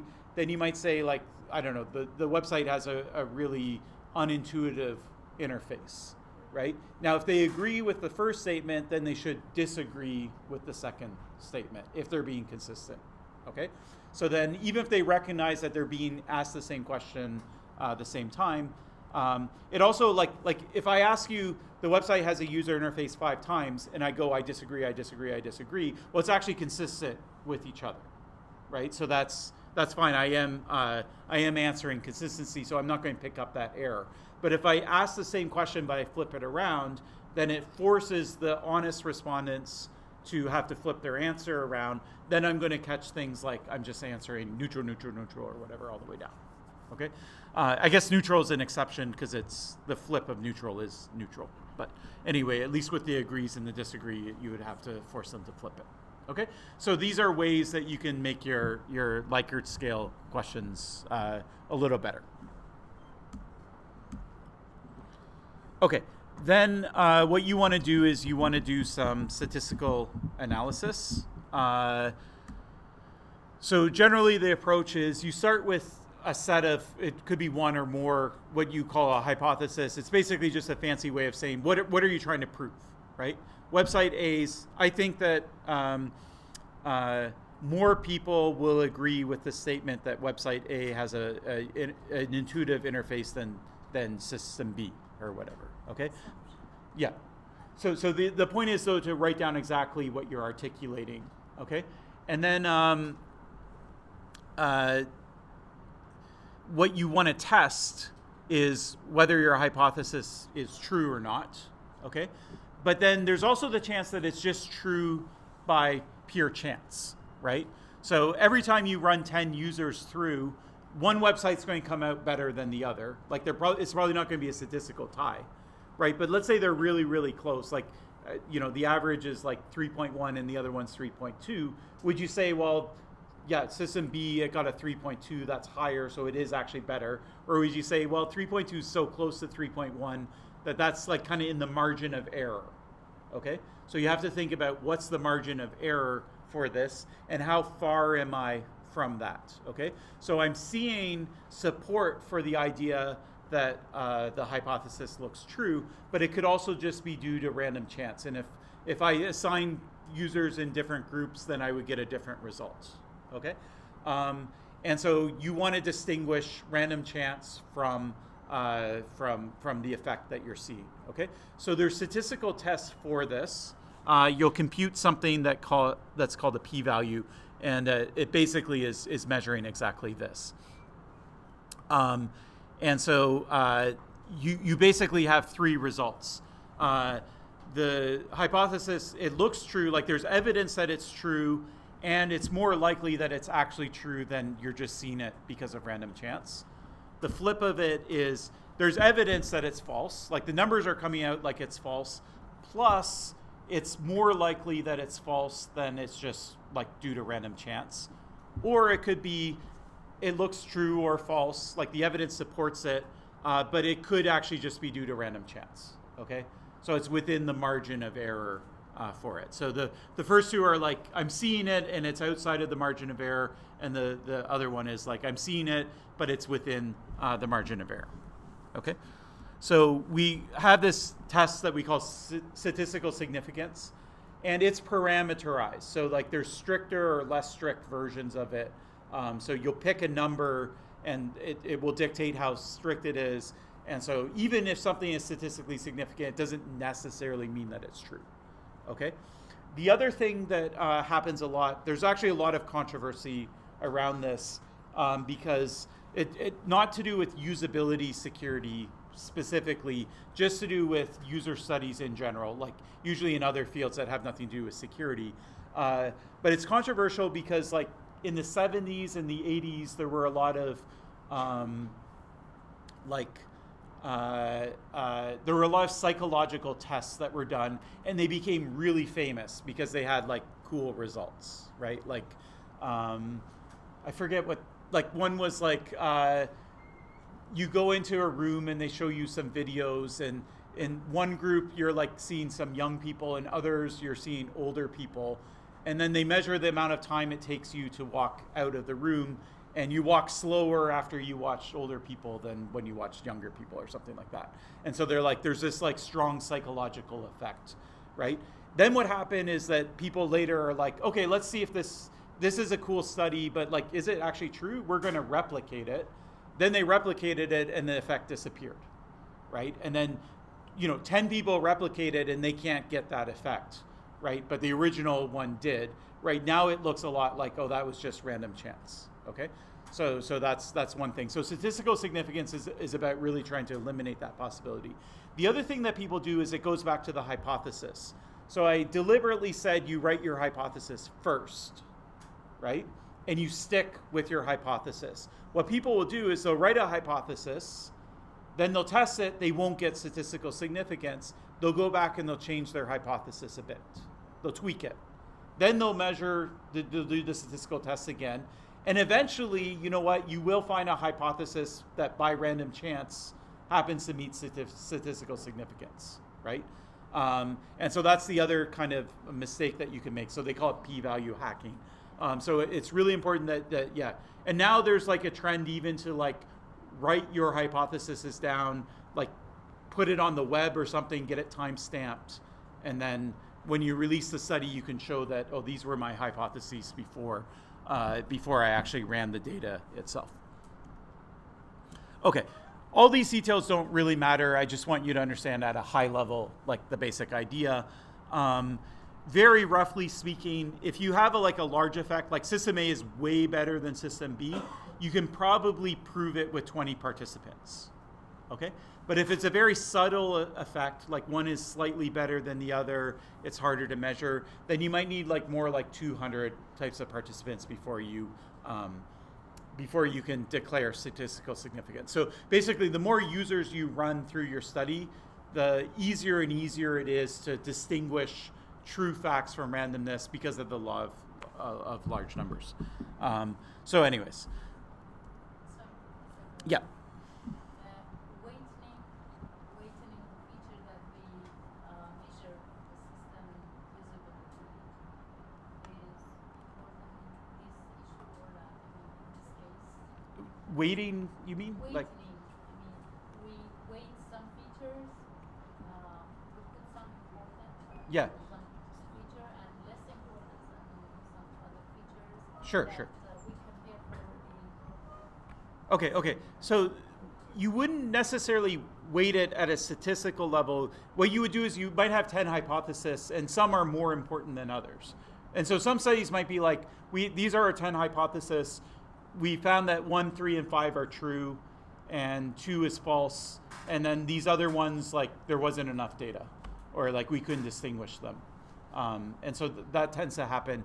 And then you can weight the participants in both groups. So like you might, especially if you're trying to match demographics or something like that, then you might boost. But you need to decide how you're doing that before you get the data. You can't do it after. Anything you do after that like goes in and reweights stuff, that's like going to bias the results almost assuredly. Yeah, it's a big no-no. Yeah, so you sort of commit to everything that you want to do ahead of time. Okay, this statistical stuff is really hard. People have PhDs in it. I don't have a PhD in it. I've done a few user studies, like very few, and I never like did this stuff. Like I got a co-author that knew what they were doing. So if you want to do usability work, it's really cool. It's actually fun because you get to prove something in real life, right? So if you're looking for research projects, this type of work is fun. But when it comes to the statistical part, you need to like either really brush up on it or find someone that knows what they're doing. Because there's a lot of like little subtle mistakes that you can make that completely corrupt your results. Okay, so the user study, the pros and the cons are as follows. So the big pro is that you're doing it now with normal people. So the expert review, you're using someone that's like an actual expert in the system. Now you're doing it with normal people, so that's good. The problems with it are, first off, that normal people might not be representative. So the demographic of the people in your study might be different than your actual users. So they may miss things. Once again, you have both types of errors. They might miss stuff, or they might have a lot of problems with things that your actual users wouldn't have problems with.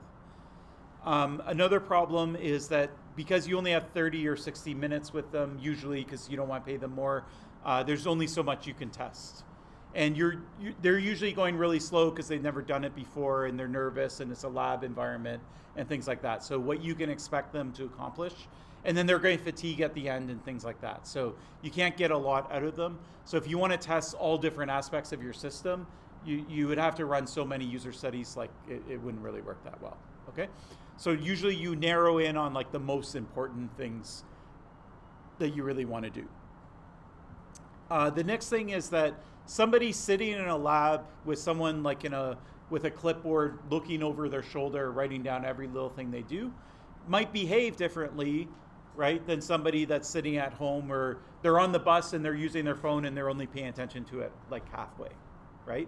So we call that the ecological validity. So your real users are using the software in one context. The lab environment is probably like a completely different context, and that could cause behavioral changes, right? So we know that people are more careful when they know that they're being watched. they're more likely to like be more diligent about things they do and things like that. Okay, so they might make less errors than you would actually see in real life and things like that. So that's another weakness of the user study, is that you don't have good. So we call it ecological validity for it. User studies are expensive and time consuming, especially compared to an expert review. You have to pay the user, you have to spend a lot of time like setting up the study, testing it, make sure it's right, because you don't want to waste all the time and money and not have good results at the end because of some flaw in the study itself. Yeah. And then the last thing is that we talked a lot at the start about the fact that users fatigue and they get habituated to things. So they see the same security warning 50 times, they start treating it differently than they did the first time. Okay? If you have someone in a lab and you only have them for 30 minutes, they're not going to see a security warning 50 times, right? They're going to see it 3 times, right? So how they behave after seeing it for the 50th time, you're never going to be able to measure that, right? Unless if you keep them there for hours or something like that, okay? So what this does is it gives you like kind of a small window of time when people are really fresh and new with the software, okay? And so how people experience it when they're not so fresh can change a lot. So I have an example of it that's just a fun example that has nothing to do with security. And this is supposed to actually be a video. So this is this experiment that Pepsi did back, well, based on the video, it looks like the 80s or something like that. People love Pepsi. Okay, so what happened is Pepsi, they're like, you know what, our main competitor is Coke, okay, so we need like a new marketing kind of ploy. And so what they would do is they would do this thing called the Pepsi Challenge. So they would go into grocery stores, they would have a representative from the Pepsi, and they would do this experiment. I don't know if you saw it, but basically they would give you a sample of both of them. So you can see they have like a booth. And so there's one can of Pepsi, there's one can of Coke. They're not showing the logo because they don't want to advertise them. And they give you a sample of each and you don't know which one's which. Okay? And then you drink them and you're like, I like this one better. And then they reveal it and surprise, surprise, it's Pepsi that you like better and not Coke. Okay? Now, why are all these people, and it was a real effect. Okay? Coke got slammed in the market when Pepsi started doing it because people actually prefer Pepsi. Okay? At least in this kind of scenario. Okay? Why would you prefer Pepsi over Coke?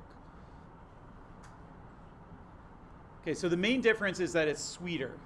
Okay, so you drink the Pepsi, it's sweet, and it just tastes better. Then you drink the Coke and it's not so sweet, right? And especially when you drink them back to back, then the Coke really tastes like especially not sweet. Okay, so then what Coke said is they said, okay, we're getting slaughtered in the market, right? So we're going to combat this, and so they said we're going to come up with a new formula for Coke. Okay, so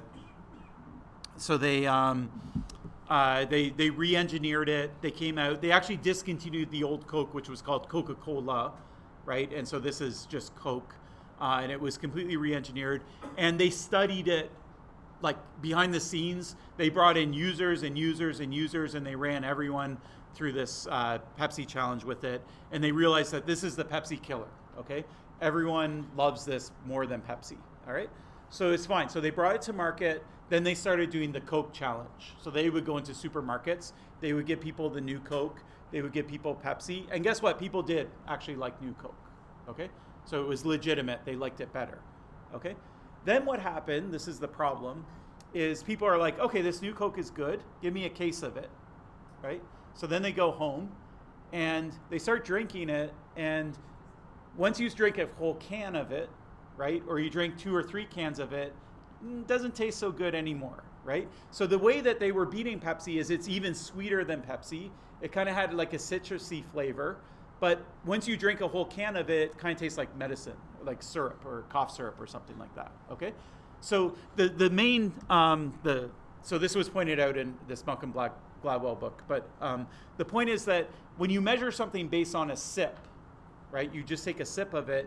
Your perception of it could be completely different than if you drink an entire can of it, okay?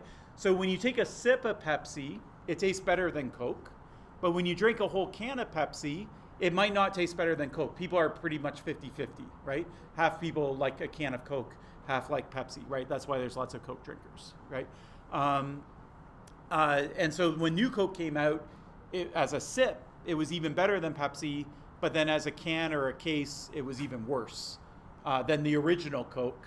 And then everyone hated it, and they lost even more money because everyone hated it. Then they brought back the original Coke, and you can't buy New Coke anymore at all.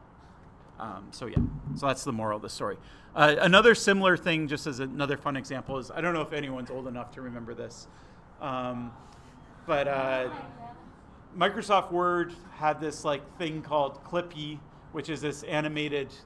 You can't see the animation, but it would dance around, and it actually has a good usability purpose. You can see that usability was the purpose of this, right? So it would ask you things like, oh, it looks like you're writing a letter. Do you want to get help, writing the letter or not?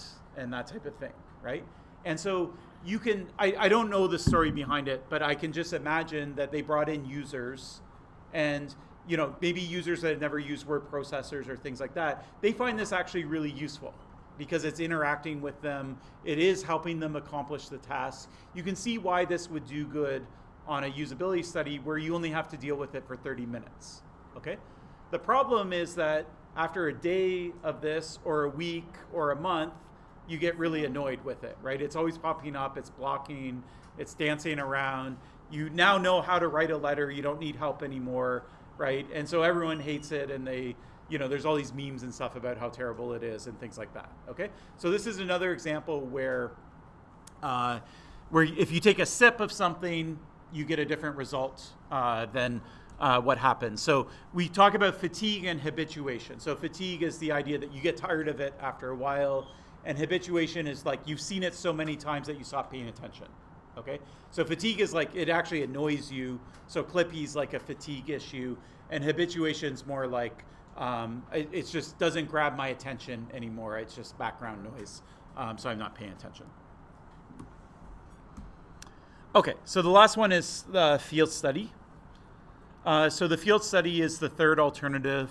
And so the idea of a field study is you're going to take your system and you're actually going to deploy it to the users that are going to use the system. Okay, so you're going to deploy it to the real users, but in a kind of test environment. What you normally would do is you would instrument the system for automatic data collection. So because they're not coming into a lab, you're not giving them a questionnaire. You might give them a questionnaire as well, but usually it's just go use it, do your job, do what you normally do, just use it like normal, and in the background it will just sort of collect things and try and determine whether it's actually making your life easier or not, okay? So the users, they consent to being part of the study, but then it doesn't feel like a user study anymore. They're using the new system.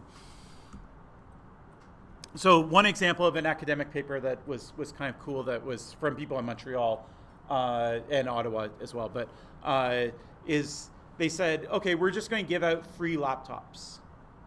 So come, get a laptop, and we're interested in malware protection and what people do, and if they get infected, how did they get infected, and those types of things. And it's really hard to study in a lab, because you bring people in the lab and they're on their best behavior, and no one gets infected in 30 minutes, right? But you give someone a laptop for 4 months, right?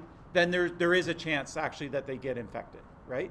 So that's what they did. They just completely instrumented the laptop, and they just said, here you go, go use it. And then they had some data collection, and obviously there was a lot of privacy considerations and things like that about what could get recorded and what couldn't, and they would anonymize things and things like that. But it gave them a really clear sense of how users actually use, software in real life, right? Now this is the kind of thing that would be very expensive, right? You can't just go give laptops to everyone, right? So these types of studies aren't that frequent. Field tests aren't used that often because they're expensive and they're elaborate, and I'm sure lots and lots of work went into preparing the software and the operating system to collect all the data that they needed and things like that. So normally in a field study, it's kind of like between subjects. Another term that's used more often, I don't know why, but in field studies it's used different. It's called an A/B test. But it's the same idea. So half of them get A, or they stay with the current system. Half of them get B. You do random assignment of your users between the two groups. Another thing you can do is you can, A/B tests are used a lot to evolve systems. So for example, like say you do advertising on Google. Google gives you A/B tests automatically. So you can have two wordings of your ad, run it for a week, and then they'll say, well, the click-through rate on this first ad was 52% and the second is 72%. So then you're like, okay, something's working on this second one. So then you try another experiment where you reword it and you can sort of hone in. In this case, the simple example is just the color of the box. So there's a learn more box. And when it's blue, the click rate is 52%. When it's green and there's a little arrow as well, it's 72%. Okay? So you can A/B test every little detail of things. So it's used a lot outside of the security context, but then you can use it for security as well.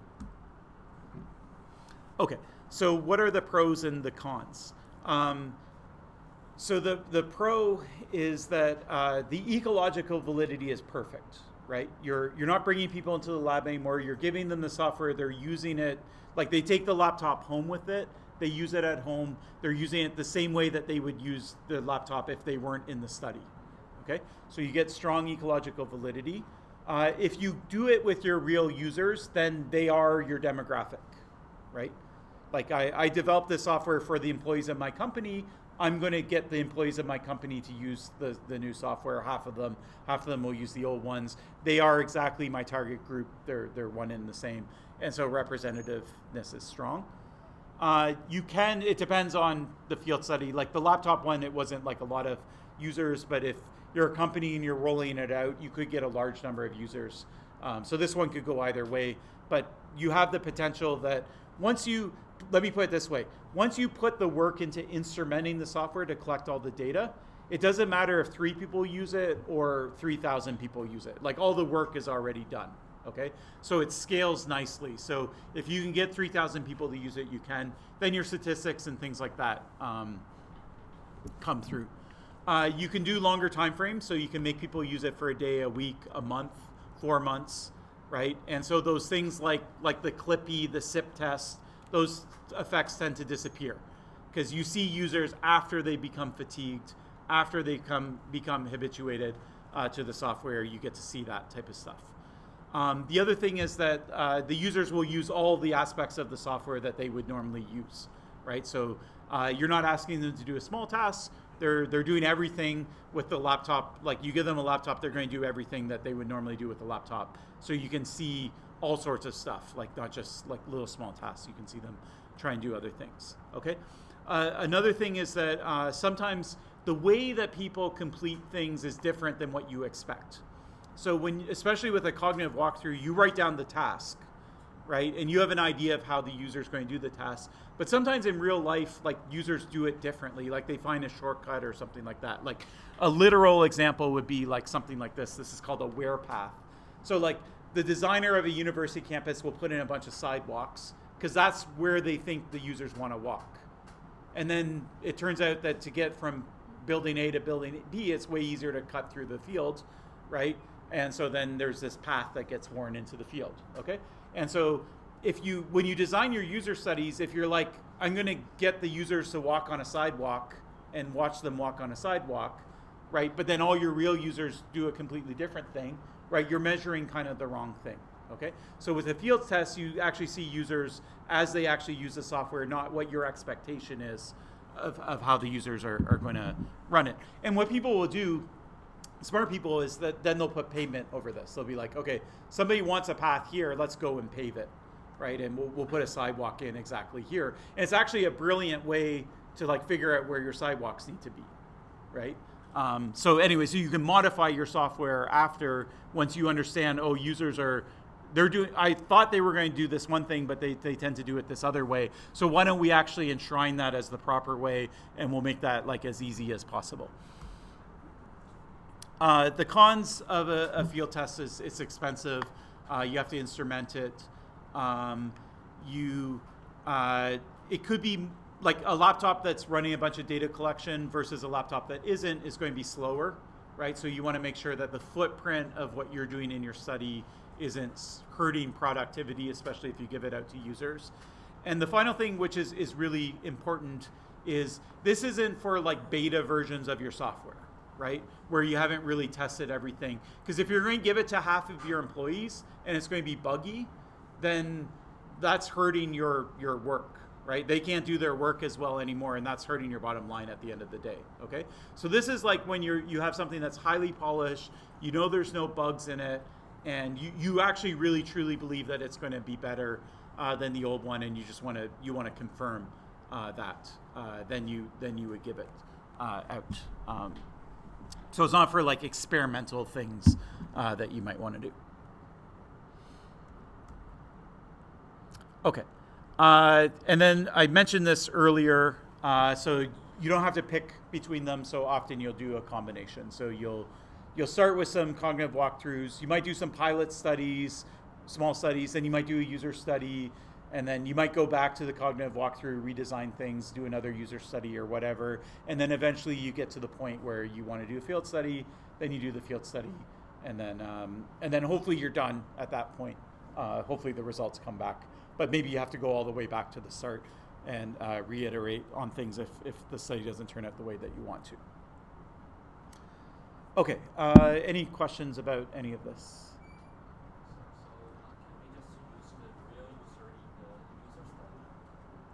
Yeah, so could you use real users in user studies? The answer is yes, so if you can get them, right? So if you're a company, you could pay your employees to come in, and then that would solve the it would solve the representativeness issue. Yeah. Okay, so can you overlap people between the user study and the field study? Probably you shouldn't, because what they learned in the user study is going to bias them in the field study, so it could pollute the data. So normally you would probably exclude them from this field study. And the same thing would apply to, like, if you do multiple user studies, you wouldn't want to bring the same people in to test the same thing. You can bring them in for completely different studies. But yeah. Okay.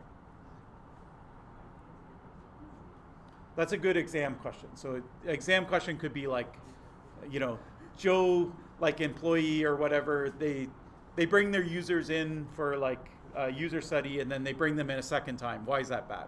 Like that type of thing. So it's a new scenario. We didn't explicitly talk about it, but you could figure out what the answer is if you understood all of these things. Okay, other questions or comments? Yeah. Yeah. If everyone else can quiet down, we're just so I can hear.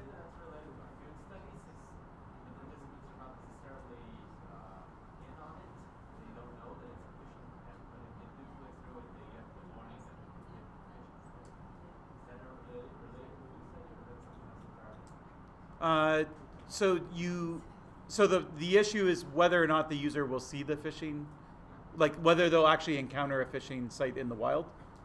No, it's just that the company tries to do a fake phishing attempt. Yeah. Then if the user clicks through it, they get a warning, hey, you've been phished. Here's like information about preventing phishing. I see. Yeah. Okay. Yeah. So you can, right. So that's like an education thing, right? So you can do security education.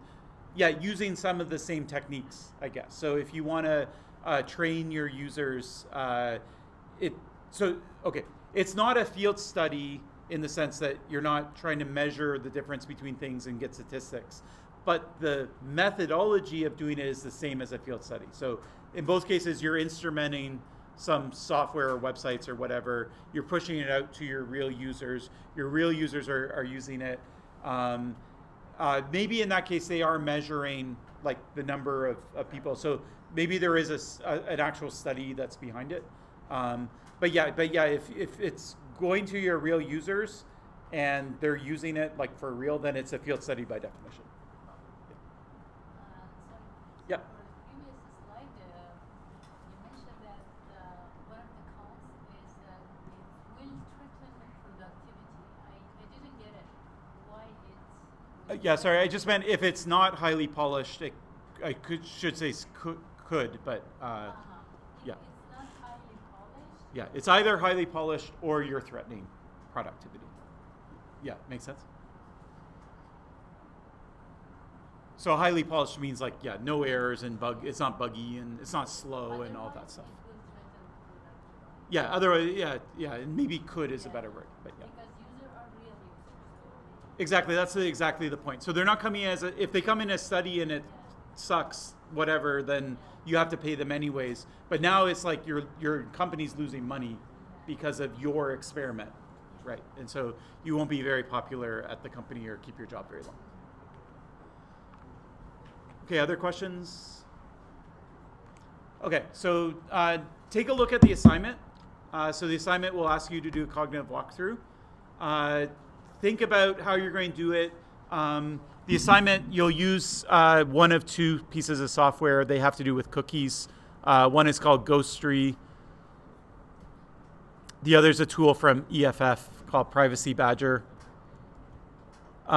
So remember, you want to be a dual expert, okay? So you you can work on your expertise of this tool itself already, even if you've never seen a cognitive walkthrough, okay? And then next week we'll do a cognitive walkthrough. You already know the theory of it, but you'll see it in action. Now, then you'll be an expert on the usability side, well, as much of an expert as you can be seen at once. And then you can really do your assignment, okay? But it is due, I know it's like 2.5 weeks, but anyways, you can spend some time learning about what the tool does and how it works and things like that, and that will help you with half of the assignment. And then next week, what we'll do is I'm going to explain to you how Tor works, because you need to be a dual expert. That means you need to know how Tor works. So we'll spend some time on like actually Tor itself, how it works and things like that. Then we're going to we'll go through the process. We'll install it, we'll connect to the network, we'll look at the user interface. Usually it changes from year to year because Tor actually updates their software. And the usability has actually gotten a lot better with it. But anyways, so that's what we'll be doing next class. Okay, so I'll see you all next week. Thank you. You're welcome.